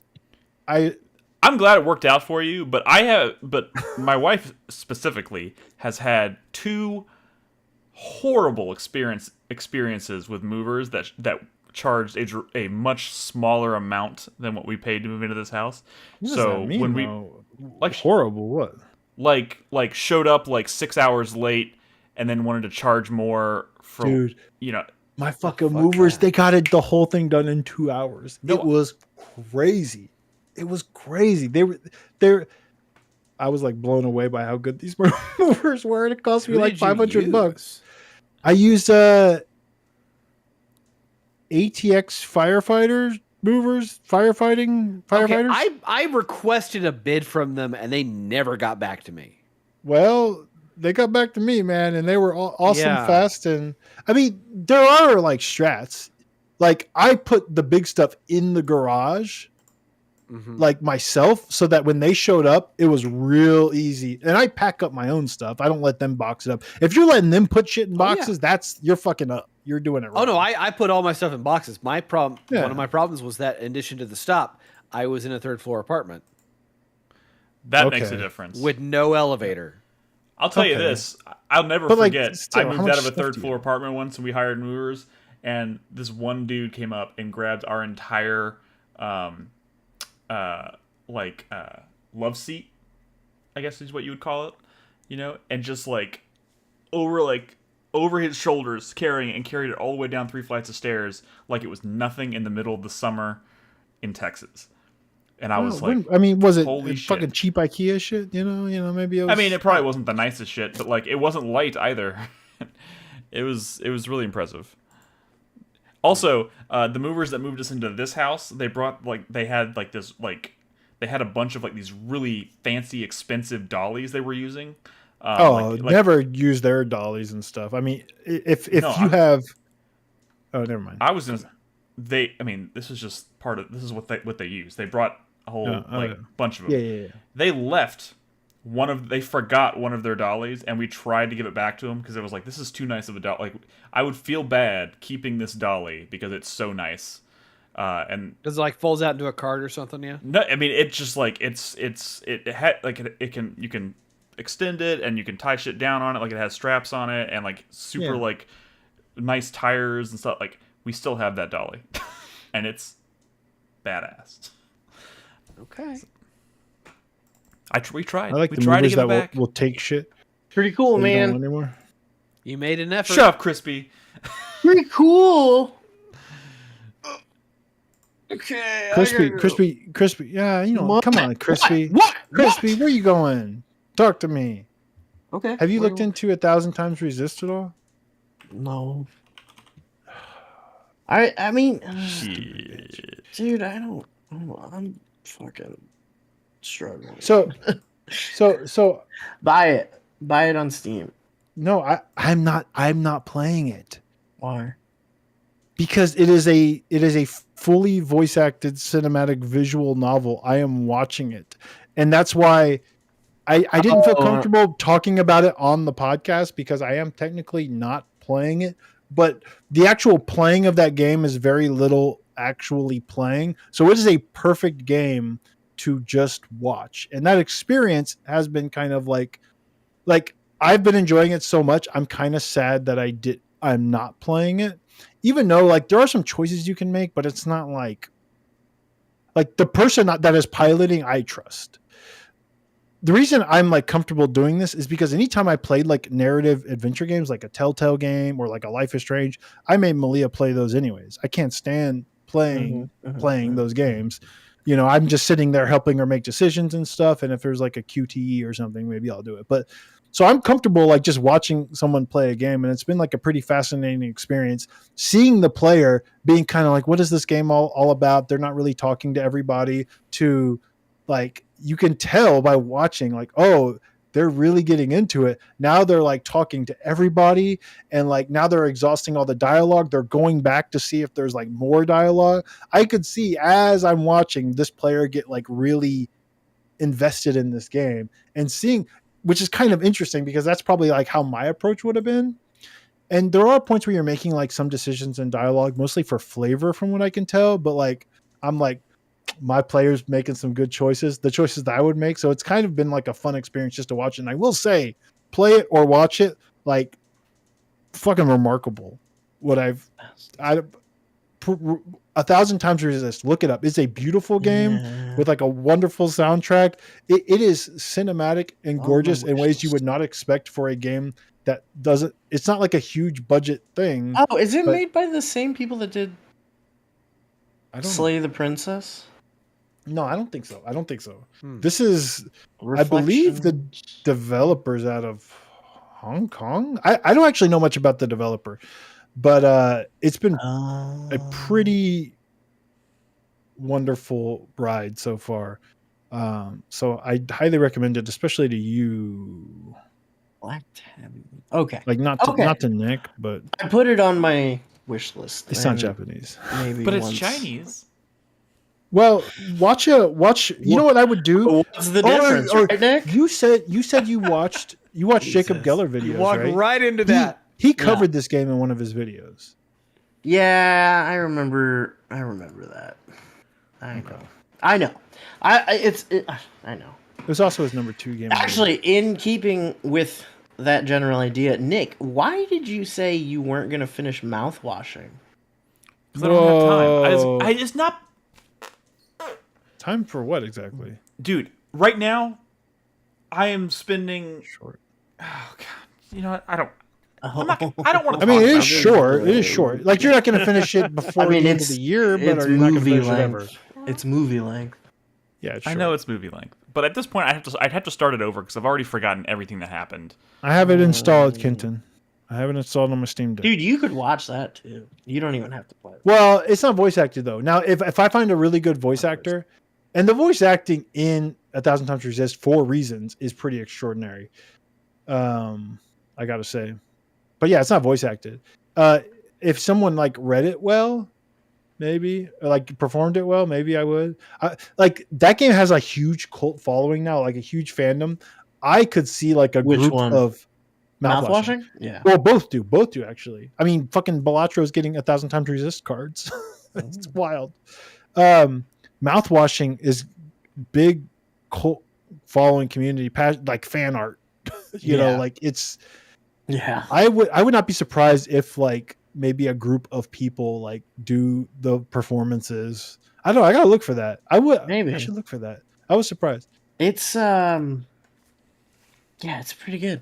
It's good. I've seen it on a lot of the same. It's good. It's good. No, so I will say mouthwashing has come up on lists, a lot of lists I've seen, Game of the Year lists, towards the very top of their lists, on a lot of people like who play like good indie games and stuff, right? A lot of those lists also have 1,000 Times Resist, and like Indica I've seen a lot. I know you like that one, Nick.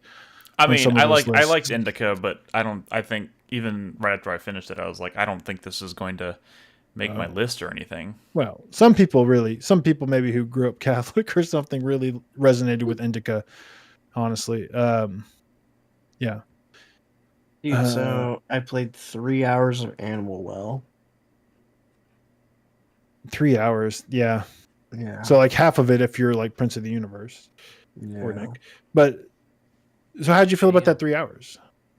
I mean, like, honestly, there were multiple times in that 3 hours where, like, by just hitting buttons on the controller randomly, like, it's a great discovered movement tech and things like that. Oh my god, the one with the disc, I was so like, what the fuck? Oh, like, I feel like for everyone it happens by accident. There's a lot, yeah. It was complete accident, and then I was like. I was think like, about the world fuck, now I gotta go back through everything. And like, I didn't know that they expected I could do this. It's. I think that game's extraordinary. Cool. I highly recommend you keep going. It's really cool. Is it not like fucking gorgeous? It's pretty. Can you believe? I mean, like the lighting. Yeah. Nick, Chris Davis, do y'all know or remember? Nick, Animal Well? Of course I remember Animal Well. That game is 33 megabytes. That's wild. That's pretty wild. Can you believe a game I that believe pretty it. is 33 megabytes? That's crazy. That's not true. How do they do that? Like the lighting and stuff? Install files. 33.26 megabytes. What the That's fuck? fucking. I don't even get that. Like Balatro is also like under 100 megabytes. The best games of the year are small. Wow, I mean, that's debatable. The best games of the year, in my opinion. Animal Well is really cool. I'm still very much in that like what the fuck is going on phase. Yeah. I don't even know what I am. Like what you're like Kirby? Yeah. You're like a little blob. You're an animal in a well, maybe. You're an animal in a well. Yeah. What does that mean? What is an animal well? I don't know. Well, Yeah, I gotta keep playing, find out. Gotta keep playing, find out. Also, UFO 50, it's in the Steam library. It's play some Party House. I know. Dude, I did play Party House. I played one round of it. When? And I just UFO 50 stuff has started to show up on Fangamer, but what I want is like fucking plushes of some of those Party House characters. Actually, there's so many so much merch I want from UFO 50 now. You're gonna have to explain Party House to me at some point because I just didn't get it. It's a deck builder. It's a deck builder. Yeah, I know. Give it another shot. Generally, but have you finished a scenario, or you're still kind of like I don't know what's going on? I don't know. Give it another shot. It'll click. It'll click quick. Okay. But approach it like a deck builder, and you'll be like, oh, okay. It's super. It's funny in ways that I was not expecting.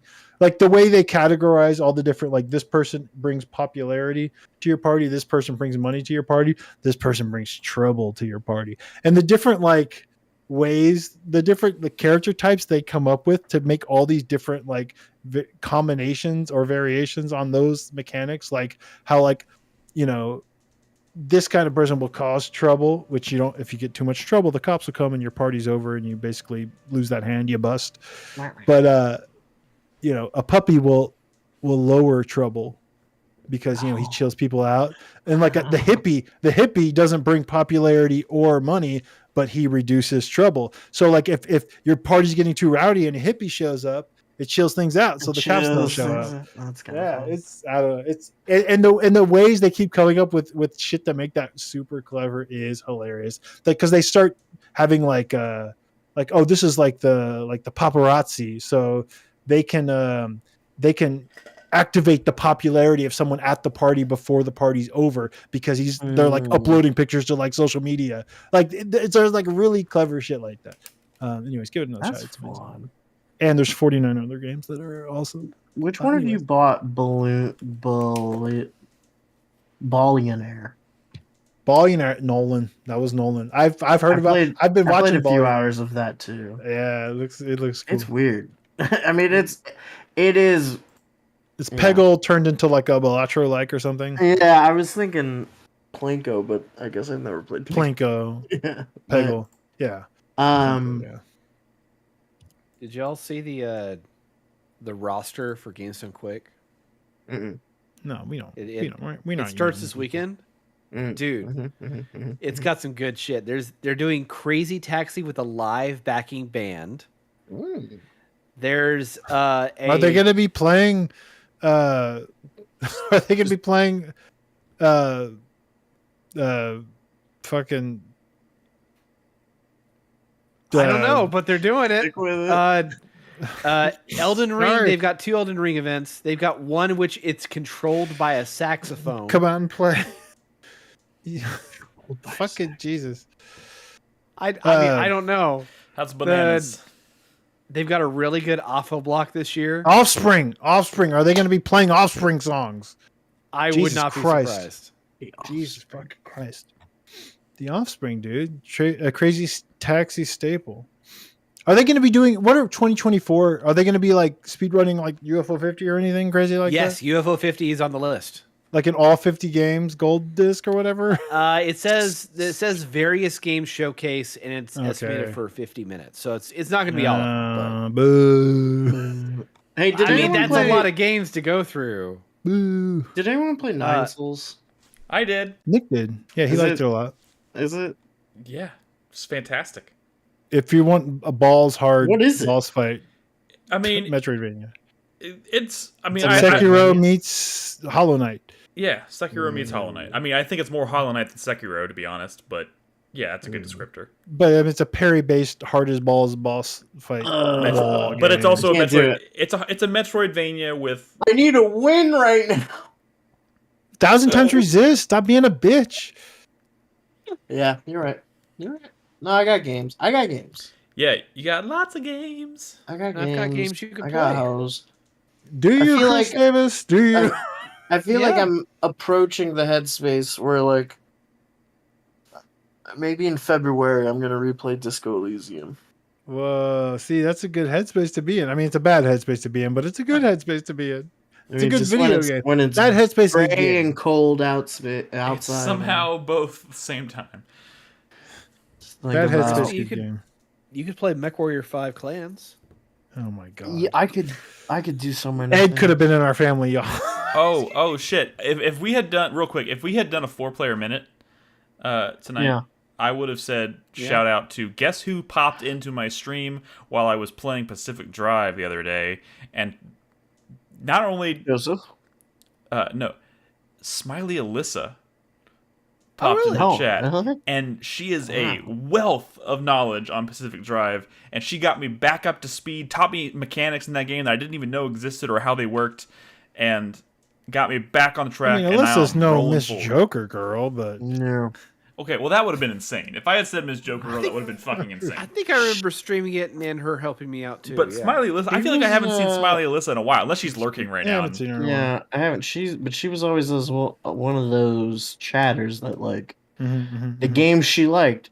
She knew everything about it. I think she's mostly lurking. When she probably pops in every now. She's mostly lurking, but certain games will. I remember her like teaching me how to play Don't Starve. Like back. There we go. Like, it's a game that could use some help. You know, we need Caves of Cud people. If you're a Caves of Cud person out there, I'm one by Caves of Cud so I can play it. Oh my god! I need a guide. How much is Caves 95 of on Cud? Critic? I don't know, like $15. I guess I should. I guess play that's not a you game, Nick. That's I guess no. I should be looking at Spirit of the Samurai right now because apparently I'm going to be streaming that. Oh shit! Oh shit! Maybe it'll go on sale. Maybe you'll love it, dude. Hey, it's mixed. It's not mostly negative. It's mixed on Steam. What is it on Metacritic? But things is complicated and deep, and people have there's like a discourse going on. You know, there's amazing games that. What if this is like top 10 material for me, and y'all are all just wrong? It could be. I mean, there's no way it's top 10 material. You will never cease to find ways to surprise me. So yeah, I don't know. That's what I go for. There are no deals currently for Spirit of the Samurai. I know. I'm looking at it. You're not gonna put Metaphor on your list, right? You're not. I don't know yet. You're not gonna put Rebirth on your list, right? I don't think Rebirth's gonna make my list. No. You're not gonna put. I don't think there's any Japanese games on your list. Are you gonna put Astrobot on there? I don't know. It's been a year, man. It's been a year. I mean, I need to play that. Astrobot. Yeah, crispy, dude. If you want good vibes, dude. My mom asked me what I wanted for Christmas, and I was like, "Well, we don't have any money. I don't really want to do that." And she was like, "No." She had to get me something for Christmas, right? Mm-hmm. And I didn't tell her anything, so she just like went to GameStop and was like, "What's popular?" And she came out with a copy of Dragon Ball Sparking Zero. Hey, that's a good one. There you go. All right. I haven't played it. That's a good one. But apparently it's pretty good. It supposedly is, yeah. So that is funny that maybe I'll try it. she walked out with a Dragon Ball game. Yeah, a year where the Dragon Ball game was good. Yeah. Because it could have been another year where the Dragon Ball game was bad. Another Kakarot. Well, like it's not. Yeah, I don't know. I think it was like she just went in and was like, "What's good?" And like the person working behind the counter was like, "This one's good," and she recognized Dragon Ball Z because I was really into that when I was a kid. I had like posters and stuff, right? So then she was like, "Let's do that," and yeah, so I got another game that I gotta play. So. Check it out. So I got stuff. Yeah. We'll see. And one of these days, Crispy, we are gonna beat Metal Gear Solid 5 out of you. Yeah, fuck, man. I played more, and I guess you didn't see Where are the you at latest in it? Kojima cancel thread on Era. what was it about? Oh, just Like how just he it being sucks. sexist? I mean, yeah, just Yeah, I know.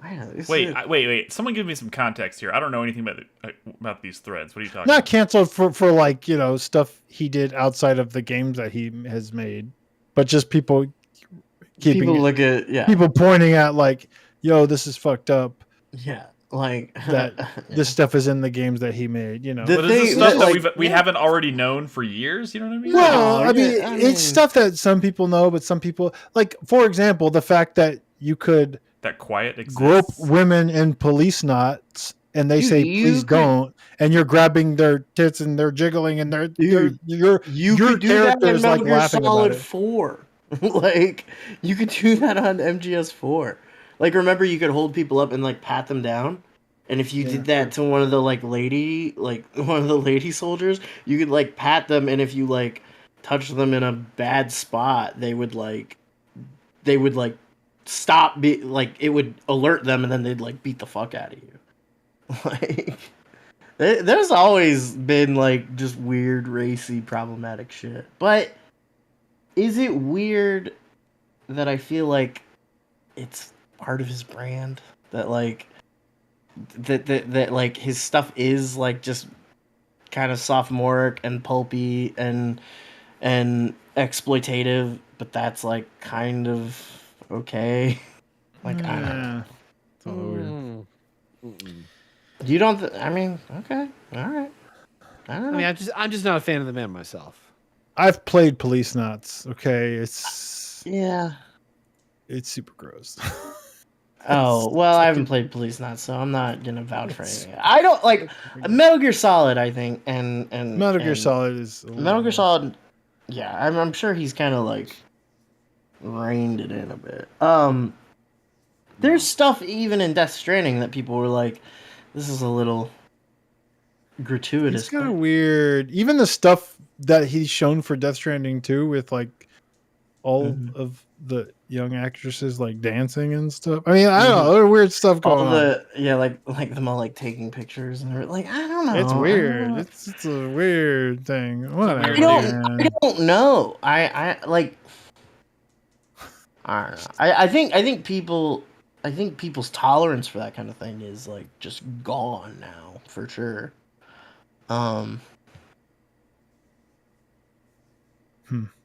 Okay. Well, ending on a play Astrobot, that'll lift everyone's spirits. Ending on a dire note. Yeah. Play Astrobot, kids. Like, yeah, I don't know. Are people excited for the new Death Stranding? I'm very excited. Oh yeah, hell yeah. Death Stranding 1 was on my top 10 What did that you year. guys think of Metal Gear Solid 5 though? An amazing playing game that got weird towards the end because it felt like an unfinished game, honestly. And an amazing playing game with a shit story. It was a shit story in the end, I think, but it played great. It was weirdly Peace Walker-y. I didn't think it was going to be so Peace Walker-y.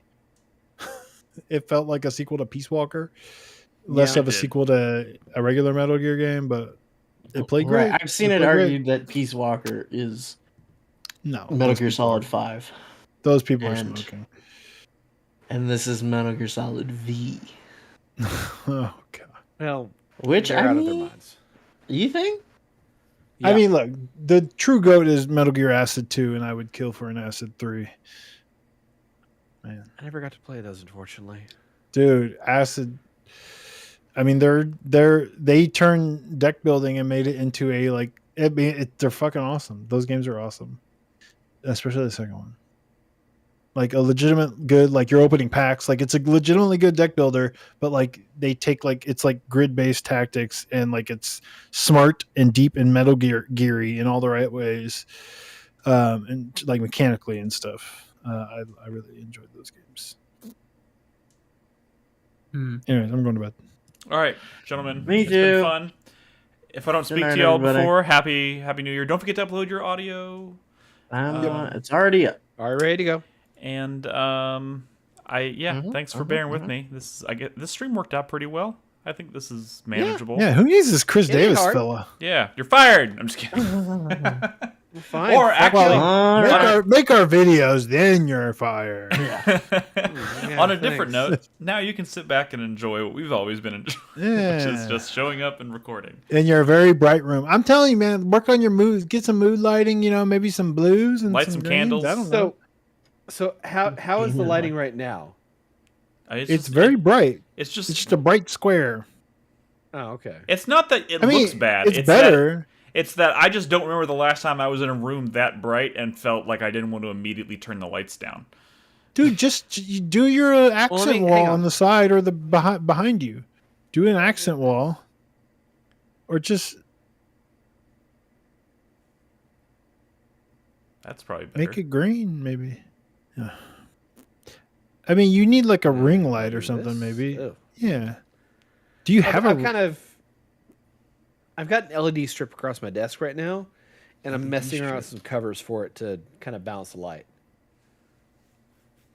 I mean, you need like a maybe better lighting in front of your face, but I mean, once you get that, you could do anything with what's going on behind you. Yeah. I think the coolest setup we had was when Crispy pointed the fucking galaxy at his wall. That was fucking rad. I know. You've really let us down lately. Yeah, what are you talking about, man? Brad Boozer over here? Oh, it broke? It's been broken for years. Yeah. Oh man, I should get you a new one. Those things last about 2 months. Yeah. Then they just break. Cheap stuff. I can set it up as a Amazon auto subscribe order every like 3 months. It just sends you a new one. All right, guys. I've been looking for a good one. Good night and a happy new year, and everyone in chat, same to y'all. All right. We'll see you next time.